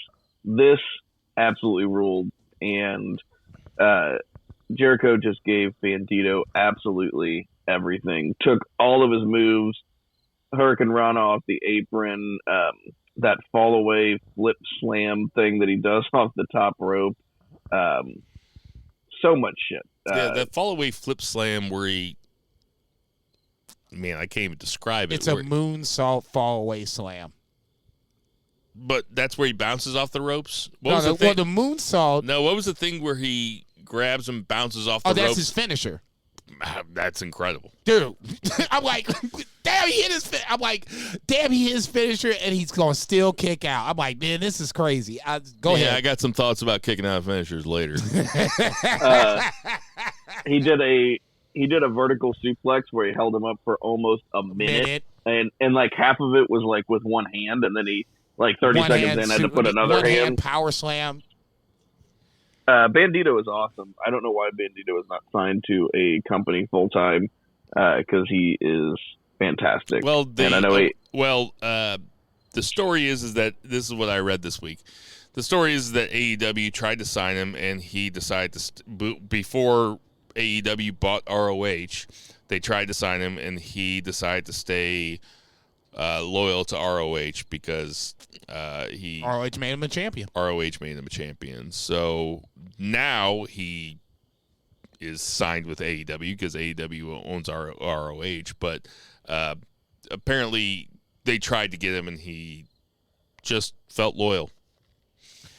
I don't know if he's signed to AEW though, because I think ROH had like dissolved their contracts before the sale. Like in April, they were like, you know. Oh, you didn't know Tony Khan? You didn't know that Tony Khan owns everybody that was on ROH? I mean, I got an ROH pay-per-view back in 2008. I got an email the other day. Tony Khan owns me. This podcast is brought to you by Tony Khan. Yeah, right. Bandito is amazing, and I'll say it like this. Maybe it's a scenario where, in this, I'm ready whenever you are. Maybe in this scenario when it's Bandito and, you know, you want him to be signed with somebody else. Maybe he doesn't want to be signed with anybody. Maybe he could just, you know, bounce around. And I know, you know, you can sign with AEW and, you know, you can still bounce around. Maybe he doesn't want to be signed with anybody. See Sonata in New Japan, okay? They finally, I'm pretty sure that he signed with New Japan, but it wasn't until, if he hasn't, it wasn't until recently until he did. And that was one of the major reasons that he didn't have a mid-card title, much less the world title. So just, you know, rewind the tape. Maybe this is a scenario with Bandito that he hasn't signed with anybody. He doesn't want to sign with anybody. He just wants to do his thing. Look, let that man live as far as I'm concerned. In this fucking case, I agree with everything that Trubeer said. Jericho let Bandito get himself over. If you didn't know who Bandito was and you saw Wednesday night's Dynamite, you probably should know who he is, and you probably should go back and watch his other previous shit, okay? Him and Jonathan Gresham had a great match for the Unification ROH Championship, but another story for another time. Bandito is one of those guys that if he was bigger, like taller, I think it would be a slam dunk that he would be signed with somebody. They would literally back the Brinks trucks up and give him his money. He's, what did he say, like 199 pounds? I mean, damn. You know, you got a hard enough time trying to get Punk over, Bryan Danielson over, guys that are, you know, on the smaller side of life, getting them over as world champions. You got Bandito holding guys up with a one-hand power slam, like you said, you know, a one-arm fucking suplex for over, you know, a minute, give or take, and he can't be world champion. Okay, that's the WWE portion of the program that I don't like. But outside of that, like I said, the match I think was easily the match of the night, hands down, and it just made Bandito. If you didn't know who he was, you know who he is now, and if you know who he is, it just reinforces why at some point he should be world champion, whether it's ROH. How's WWE, he keep that thing on his face? Busted nose. That's the other thing I want to talk about. Thank you. This motherfucker run around with a busted ass nose or something busted. How's he keep that thing on his face? I don't know. It must be tied so tight. It's got to be it's in the back. Hurt. Look. These are the questions that I want to know. Okay, let's get Bandito on the show. Let's get these motherfuckers questions and answers. Shit. We need a Spanish translator over here. Stat. All right. Anything else from AEW Dynamite? Rampage. Let's get it all out the way now. Rampage. I didn't even watch it. Wasn't it 2 hours long though? Yeah, it was actually pretty good. Jungle Boy Fenix was good. Eddie Kingston, Sammy Guevara was good. The wrong guy went over. Think so? Yes.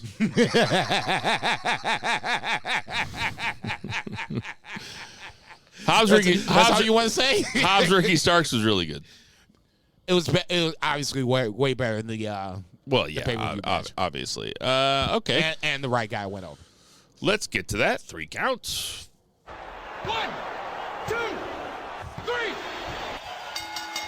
All right, so we got some New Japan stuff here. There were 4 title matches in the last week. I didn't watch any other matches except for the title matches, so I'm just going to talk about the title matches. Zach, did you watch these? I watched the Finlay Ospreay main event. That's the only thing I got to see. Okay, well then we'll start with the most important match, which was Yano Luke Gallows. That wasn't a title match, motherfucker. Hold No, on it now. wasn't, but it was the most important match. So I was going through the matches today, and New Japan NJPW World will offer you on a pay-per-view. You can just watch a single match at a time, which is pretty cool. Actually, if you don't have time for the whole 6-hour fucking pay-per-view with Shut a bunch the of... fuck up. Man, don't make me I'm just come over saying. there. Don't make me come over there. I'm just saying it's helpful. I'm sorry. And so I click on your AEW is 4 hours. I click on Yano Doc Gallows to watch the match, and you can see how long it is. So like if it's Tanahashi Anderson, it's like 23 minutes long, and like the first few minutes are storyline, and then there's the entrances, and there's the 15-minute match. This thing was 7 minutes long, and I'm like, okay. I was like, this is gonna be a barn burner. I clicked that shit. I'm like 7 minutes, man. What the fuck is this? Double count out. Man, Doc Gallows was mad. Zach, give me your star rating for this match that you didn't watch. 6 3/4. A little low for me, but I mean, yeah, it was a great match. I don't know what they're doing here. I don't know why this match even happened. If you're only going to have a 3-minute match, but they both got involved in a match later on. But let's talk about Ospreay, David Finlay. Fuck Yano, by the way. I'm sorry. That I totally missed that. Go ahead. Let's talk about Ospreay, David Finlay. Ospreay goes over. Like most New Japan matches, this match had a first, a second, and third act. First one, they were feeling each other out. The second one, they kept teasing this table spot. The table spot didn't work. And then if it would have worked, it would have been really bad, though, too, for Will Ospreay. Like, he probably could. It was rough. And then Finlay powerbombed him through the table. The finishing sequence was unbelievable. Unbelievable. And if you had never seen a New Japan match before, this would probably be the greatest finish of any match you'd ever seen in your life. I had a problem with it, though, because I have seen New Japan matches before. And my problem with it was David Finlay dominated him for so long. Just fucking killed him. He reversed the Oz Cutter into a stunner. He reversed a whole bunch of shit. He broke his hand using the weapon thing, and the shillelagh, and not Nigel McGuinness. What's his name? Chris Charlton. Chris Charlton did a great job of talking about how that is something that Irish people use. And then after 9 minutes of Finlay dominating Ospreay just no-sells everything and does a Spanish fly, and then they're all even for the last 2 minutes of the match. Now, this might be me being a fucking snob about selling, but Ospreay sold the fuck out of everything for 10 straight minutes, reversed it into a Spanish fly, and then it was over. Ospreay won. I love the match, but I was nonplussed by the finish. What do you think, Jason? I think we kind of no-sell. I hate to be negative, too. Sorry if I'm shitting on it right at the beginning. No, dude, I want you to keep it real. I think we no-sell the fact that not a lot of, but some of the Ospreay's offense is with the hands and jumping on ropes. You probably want to be stable. You need a second hand. That hand was jacked up. And when they pulled Ospreay aside and Gideon Gray, tried to tape up his hand, good luck with that. I don't know if it's dislocated, broken, whatever the case may be. Will Ospreay worked that last 15 minutes. And they told a great story They told a great story with it. Okay. His hand was fucked up, and he uses the hand. Okay. So I think, once again, maybe if it's not the best, technical match, or, it looks a little clunky from spots, Will Ospreay's probably working with 8 fingers at this point. If at best, okay? So now from there, like I said, I'll give you credit on the fact of the table spot. The table spot was bad. I'm kind of glad that Will didn't get it the first time, because it's probably going to be through both tables. And Will Ospreay, God bless him, whether you face first through both tables. Okay, whether you like him or not. Basically like a bulldog through. It was going to be bulldog from the top, bulldog from the corner through the tables on the outside. Yeah, sliced bread off the ropes onto the double tables. That was going to be the spot. That's a nasty spot. Neck injuries, kidney injuries for Will Ospreay. Either way, it was going to be a nasty spot. I agree with you. Ultimately, it was a really good match. David Finlay is one of those guys that I wish that the Intercontinental Championship was still around for. He would be somebody that would be in that mix for a mid-card championship, not necessarily a world championship, but he gave Will Ospreay everything you wanted. To their credit, I never thought that he was going to win. No. But they had me biting into the near falls. I can't lie. I knew he wasn't going to win, but all I ever ask is, if you give me the good match, I won't have anything Him reversing to say that Oz cutter. Stupid. It was stupid. What you think, Zach? Oh, he also did a Trash Panda like an extra. He did like a Trash Panda extra where he flipped him a little bit more. Zach, what'd you think? Oh, I loved it. This was the best David Finlay match I've ever seen, and Will Ospreay just continues to have an amazing year. Not just year. I mean, the guy's been awesome forever, but he just keeps getting better at the little stuff. And the selling in this match, especially with the hand, he's doing one-handed springboards, he's doing forearms instead of chops, right. All kinds of just little things. And this was like, I think this match was like over 30 minutes, and it felt like not that. And those are kind of my favorite matches where I'm just so caught up, and then Kevin Kelly will be like, minutes in. I was like, what the fuck? Yeah, Kevin Kelly or Chris Charlton will be like, we're at the 20-minute mark, and I'm like, what? Like, it just started. But that's why for me, that's why I like New Japan matches. As the lone soldier of the New Japan flag waving long and strong. What do you mean lone soldier? What's your favorite wrestling promotion right now? Right now. I don't know, but why do you call yourself the lone soldier? Nope. What's your favorite wrestling promotion right now? The only one I'd never give up is New Japan. Is that your favorite? That's the only one I'd never give up. Is that your favorite? Yeah. 2 Beer? Right now it's probably AEW. Okay. I'll give you the temporary pass for a little bit. I like Joshi.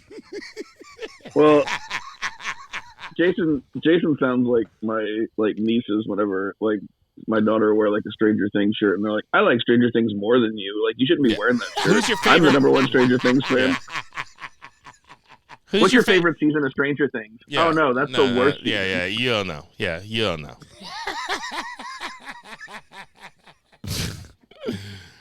No, I mean, I love New Japan. I watch all sorts of New Japan. You're not the lone soldier of New Japan. We are also soldiers with you. Why can't we be a team? Why you gotta be a lone man? Have you met me? Yeah, and I know. You're a team player. You're a team player. More times than not. Anyway, I thought this match was fucking awesome. I would like a little bit more selling. Like, Ospreay sold forever, and then he just does a fucking Spanish fly in the middle of the ring, and it's like, well, hold on a second. Like, I was really like, I was watching the match, I was into it. I put my phone to the side. I was like, I know that the last 10 minutes of this are going to be completely worth watching. And then when he did that Spanish Fly, I was like, what the fuck? I was like, can't you try to get back into it or something? It just seems really Young Bucks-ish. Wow. Are you going to let him talk about the they don't greatest sell. tag team of all They time? don't sell that like much. That? Like well, that? They just don't sell that much. I love them. Tabir, you heard that, right? You going to let him talk about the greatest tag team of all time like that? I mean, like, it's a valid criticism. I tell you what, if there's 10 things, What? I tell you what, if That's all you got? there's 10 things that Two Beer likes about the Young Bucks, selling isn't number 12. Let me say some It's shit not. like that. It's not like you like the Young Actually- Bucks because they sell so well. Matt Jackson's still selling his back from Wrestle Kingdom 14. I think his back's just legitimately fucked up. They're still selling that suspension from Double or Nothing. Or what was it? Was it All Out? Double or Nothing. Was it All Out? I can't remember. The number one thing that they sell, though, is merch. They got some shoes at Champ Sports apparently now. If they weren't ugly as shit, I'd probably think about buying them. But they look exactly like you think they would. They look like Young Bucks tights. So Carl Anderson goes over Tanahashi with some fuckery. There was some shit that happened, but it wasn't. Gallows pulled his leg, and then It wasn't not clean, but it wasn't clean. No, to me that was fuckery. Okay, so Carl Anderson goes over, retains the never open weight title. I think that this title is beneath Tanahashi anyway, don't you? For sure. That's why as much as I hate the fact that I have to be wrong sometimes, and I thought the double championship was the right way to go because I'm a Naito guy and I want Naito to have all the championships. It's starting to bite New Japan in that ass because it's like WWE. You have guys that could be a mid-card champion but not the world champion.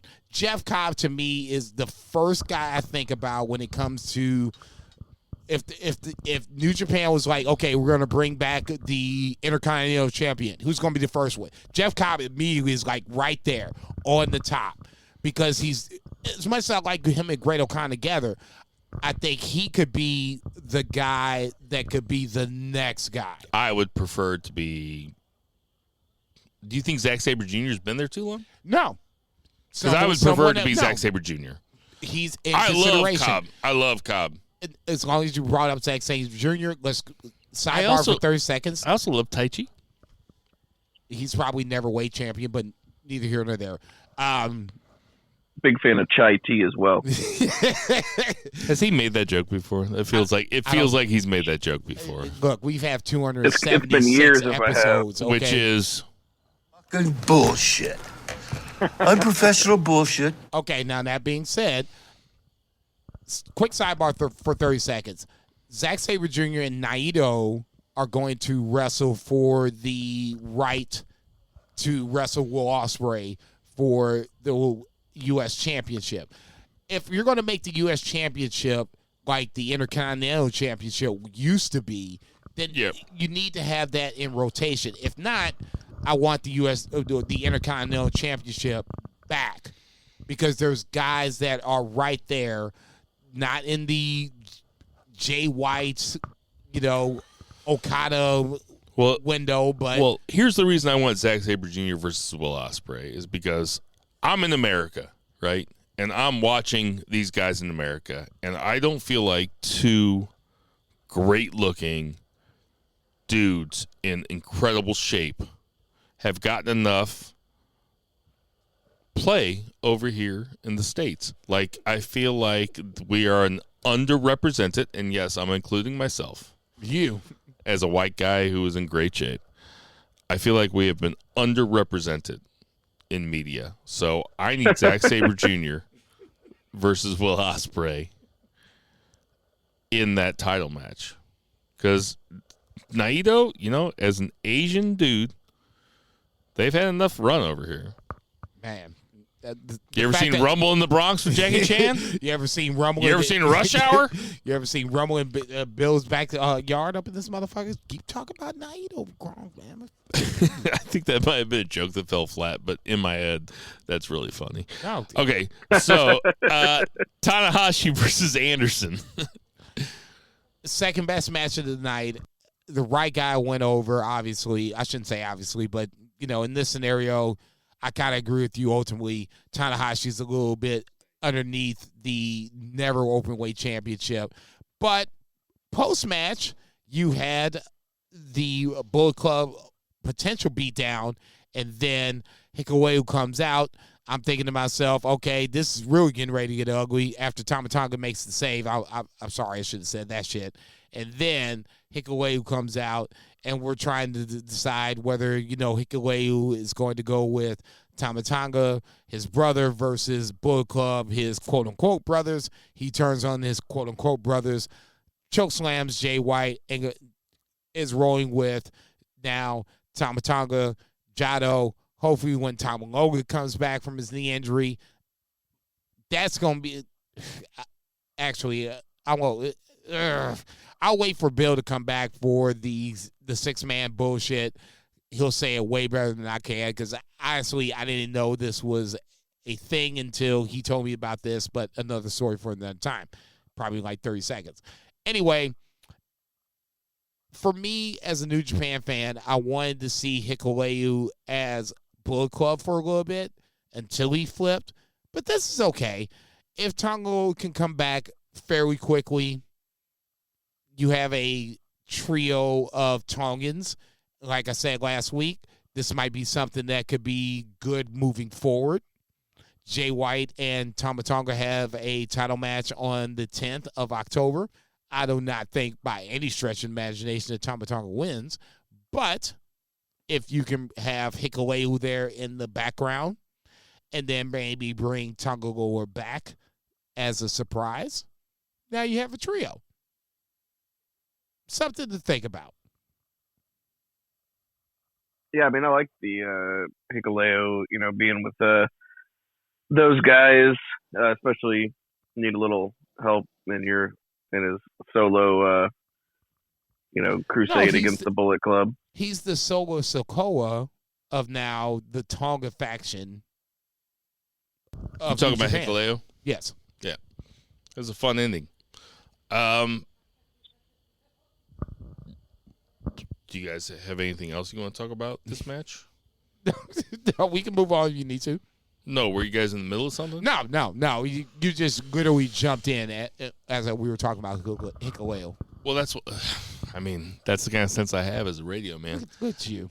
So we also had Tom Brady doesn't. Master Wato and forgive me if I get this wrong. Hold on. Master Wato and Taguchi. And he was versus. He said Naguchi. He was against Francisco Akira and TJP. TJP and Akira go over. Did you like this match? It was honestly, I think if it wasn't for the main event, I think this would have been my favorite match of the night. I liked Akira and TJP together, kind of the same height, but they have that nice little boom boom boom moves like the Motor City Machine Guns do, and they haven't been together that long. So for me, that's where I like their little tag team chemistry. I like the finish off the top. For me, as the guy that watched a lot of New Japan, apparently I'm not the only New Japan flag bearer over there. Don't you look at me like that. I'll say this. For Wato and Taguchi, they always felt like the champions that were going to be the 69 champions because Taguchi liked 69. But they never felt like real champions. They always escaped by the skin of their teeth when they retained. Now you have, to me, it feels like legitimate tag team champions when you have Best of the Super Junior Tag Team League coming up. You'll have somebody that will actually be able to challenge Wato, not Wato, but and then we had Akira the six-man, never six-man never 6-man belt, which was, hold on, give me a second. Show versus Yujiro, or Show, Yujiro, and Evil versus Yoshihashi and Goto. I'll let you finish it. I'm out. So, this is the worst thing going in New Japan Pro Wrestling that there could be. House of Torture in a 25-minute tornado dog cage survival match where you have to lock all 3 guys into a dog cage that is sitting in the aisle in the arena. Zach, you didn't watch this match. Thankfully, no. I think that you need to watch this match. Am I in trouble? No, yes, you're in trouble, and I think we need to break it down. I think we need to have an hour-and-a-half long podcast about that 25-minute long match.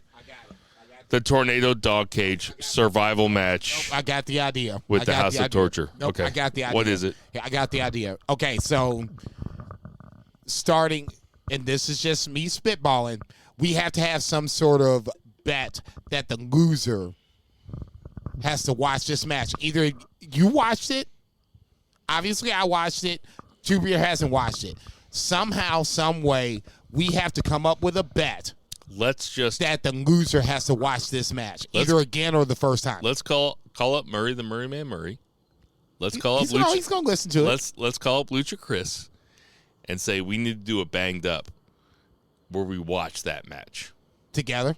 Yes, the 3 of us. Dude, we watch that match together.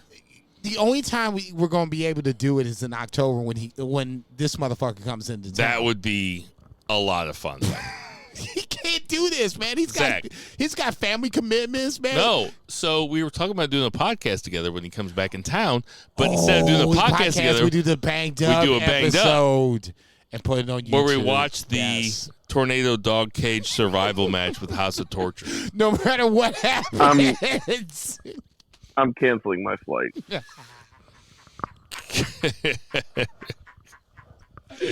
Okay, as a New Japan, as the biggest New Japan it's as bad as a match as I've ever seen. It was dog shit.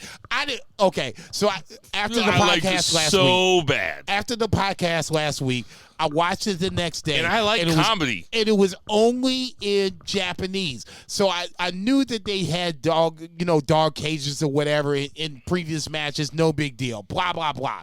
I didn't know that this was the step. So I'm seeing these guys getting locked in dog cages. I'm like, what the fuck? Why is everybody getting locked in dog cages? This is some bullshit. It's so stupid. They're like on all fours. It's so stupid. Slight. And the fact that he's the Benedict Arnold of the group, I can never stand Evil. He pinned clean. There was no fuckery at that point because you locked everybody down. All right, that'll do it for other again. Thank you. The fact that I had to say that hurts my heart. All right, so Jason didn't watch NXT. If it was called like Mega Badass Wrestling, like MBW or something, he'd watch it and tell us about how there's guys on there that we've never heard of. But it looks like we're going to have Dragunov versus Jordan Devlin, JD McDonough, versus Braun Breaker in a triple threat. This is a great way to protect Braun Breaker with 2 great workers. I would say that Dragunov is an insane worker. What do you think, Zach? Oh yeah, totally. The only thing that's silly is like the babyface champion, being a big dummy and being like, "Give me a triple threat." Give me a triple threat. It's just a dumb move. That's what babyfaces do, though. I know strategically. It's just I hate the trope. I get it. I just hate the trope. Did you like or dislike Braun Breaker invoking his uncle's famous math promo? I did see that. Where he's like, if the math is right, and my math is always right. I was like, God damn, this Braun Breaker is good. It's perfect. I think you should fully embrace that. I do too. Apparently, they have an episode on WWE are on Peacock where they have the table for 3, and it's Braun Breaker, Rick, and Scott Steiner. And apparently Rick and Scott Steiner just drill him the entire time about how he's just stealing their gimmick and just acting like them and stuff, and it sounds really fucking funny. I think that Braun Breaker is a fucking star. I think that it's not like, there's some guys you look at and you're like, that's just not the guy. I think that Braun Breaker is the guy. If it's not Cody and it's not Seth, and I've said it on this podcast. No, don't do that. No. We're still 5 years away. He's only like 22. I don't think we're 5 years away. I really don't. From Braun Breaker being on WrestleMania? From Braun Breaker being the champion. Zach, what are your Braun Breaker thoughts? Oh, yeah. I mean, he's good, but he's still got a long ways to go as far as, like, being, like, a top guy. Top guy of the developmental promotion? Absolutely. I don't see him going to the main roster and getting the championship right away. He's still got a lot to learn. He's really good for his experience level. See John Cena.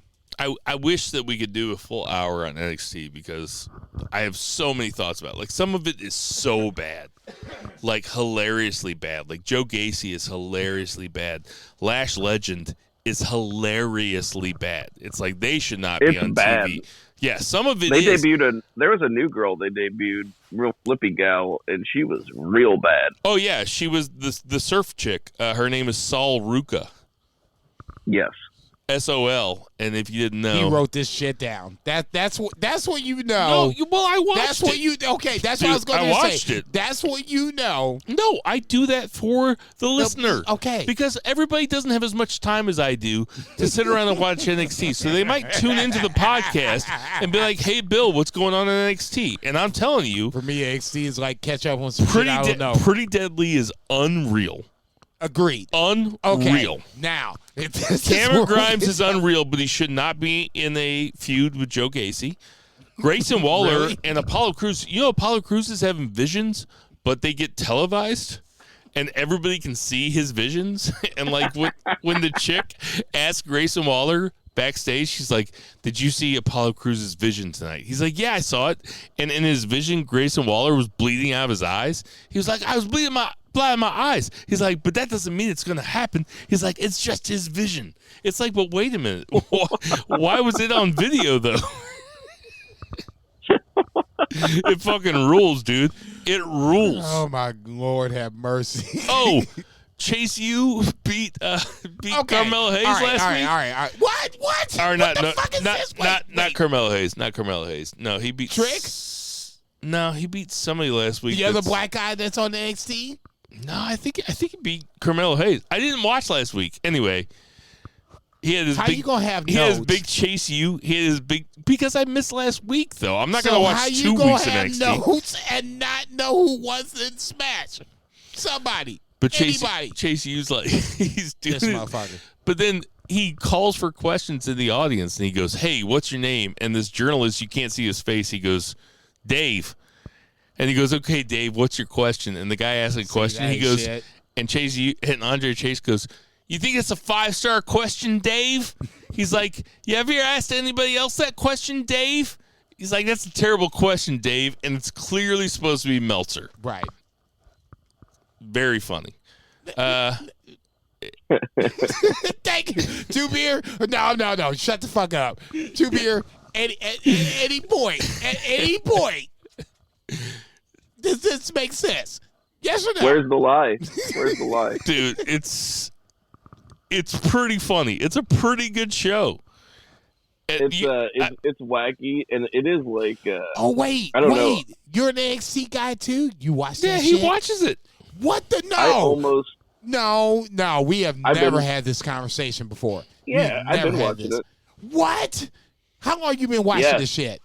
Honestly, like it's more like entertaining than a lot of shows because you just never know what you're going to see. He's heating like up. there's some dumb shit on there, but sometimes dumb shit is the best part about it because it's so dumb. Okay, you don't watch it expecting awesome stuff. Okay, so have you been watching for like 2 weeks, 4 weeks? No, he's been watching for like 4 or 6 weeks. It's been like a couple months, but not every week. Yeah, it's been like a few months, but like not every week. Okay, so when we talk about 3 counts, you don't hate it, though, do you, Zach? No. What? Do you hate it or no? You don't hate it. Oh no, I don't hate it. Right. It's good. It's worth It's like you don't watch it to like. You just watch it for a different reason than you watch other stuff. You watch it. Yes, exactly. You watch it while you're reading a book.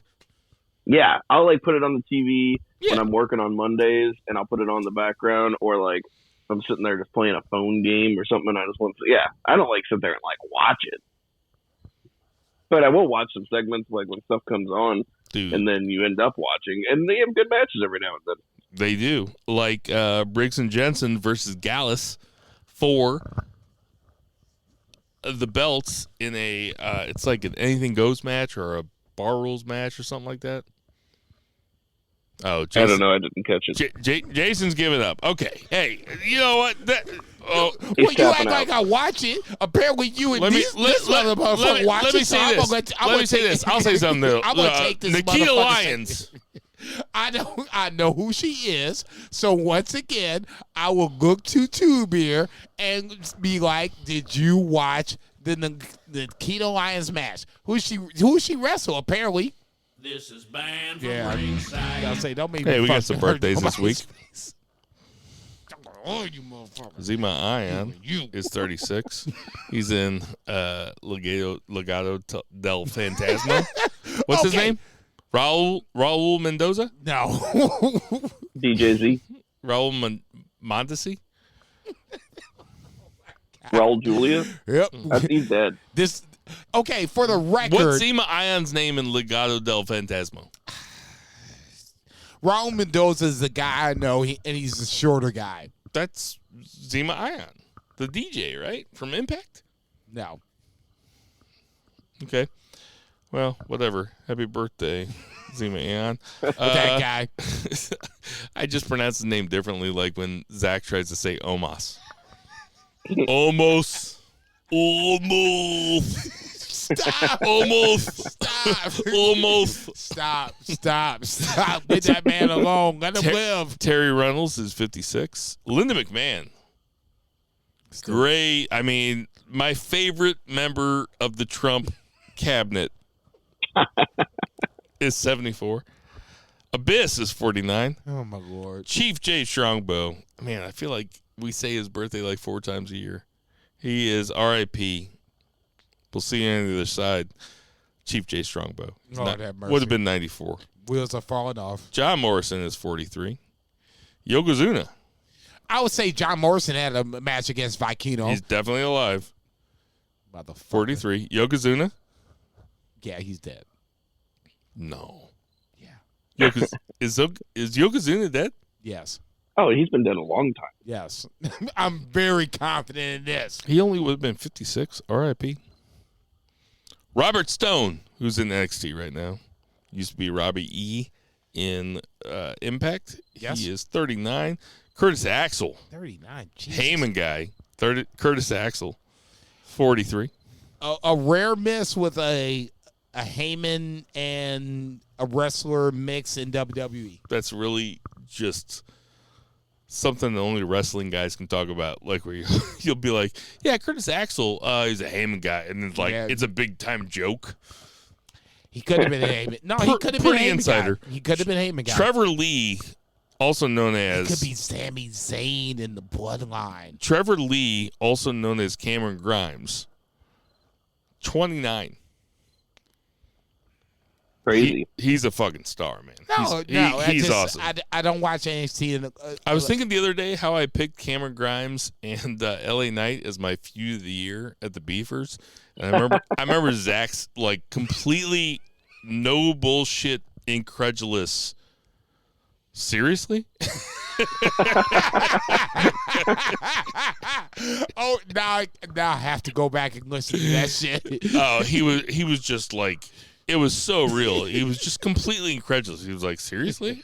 Because I had made jokes about it for a couple weeks, and he was like, yeah. Oh, yeah, that's few of the year. I was like, it was towards the end of the year, so I'll give you that. I chose the few of the year. Zach's like, serious? Chris Von Erich is 53. Apparently a Von Erich documentary coming out. Can't wait. Candice LeRae. Oh, it's a movie.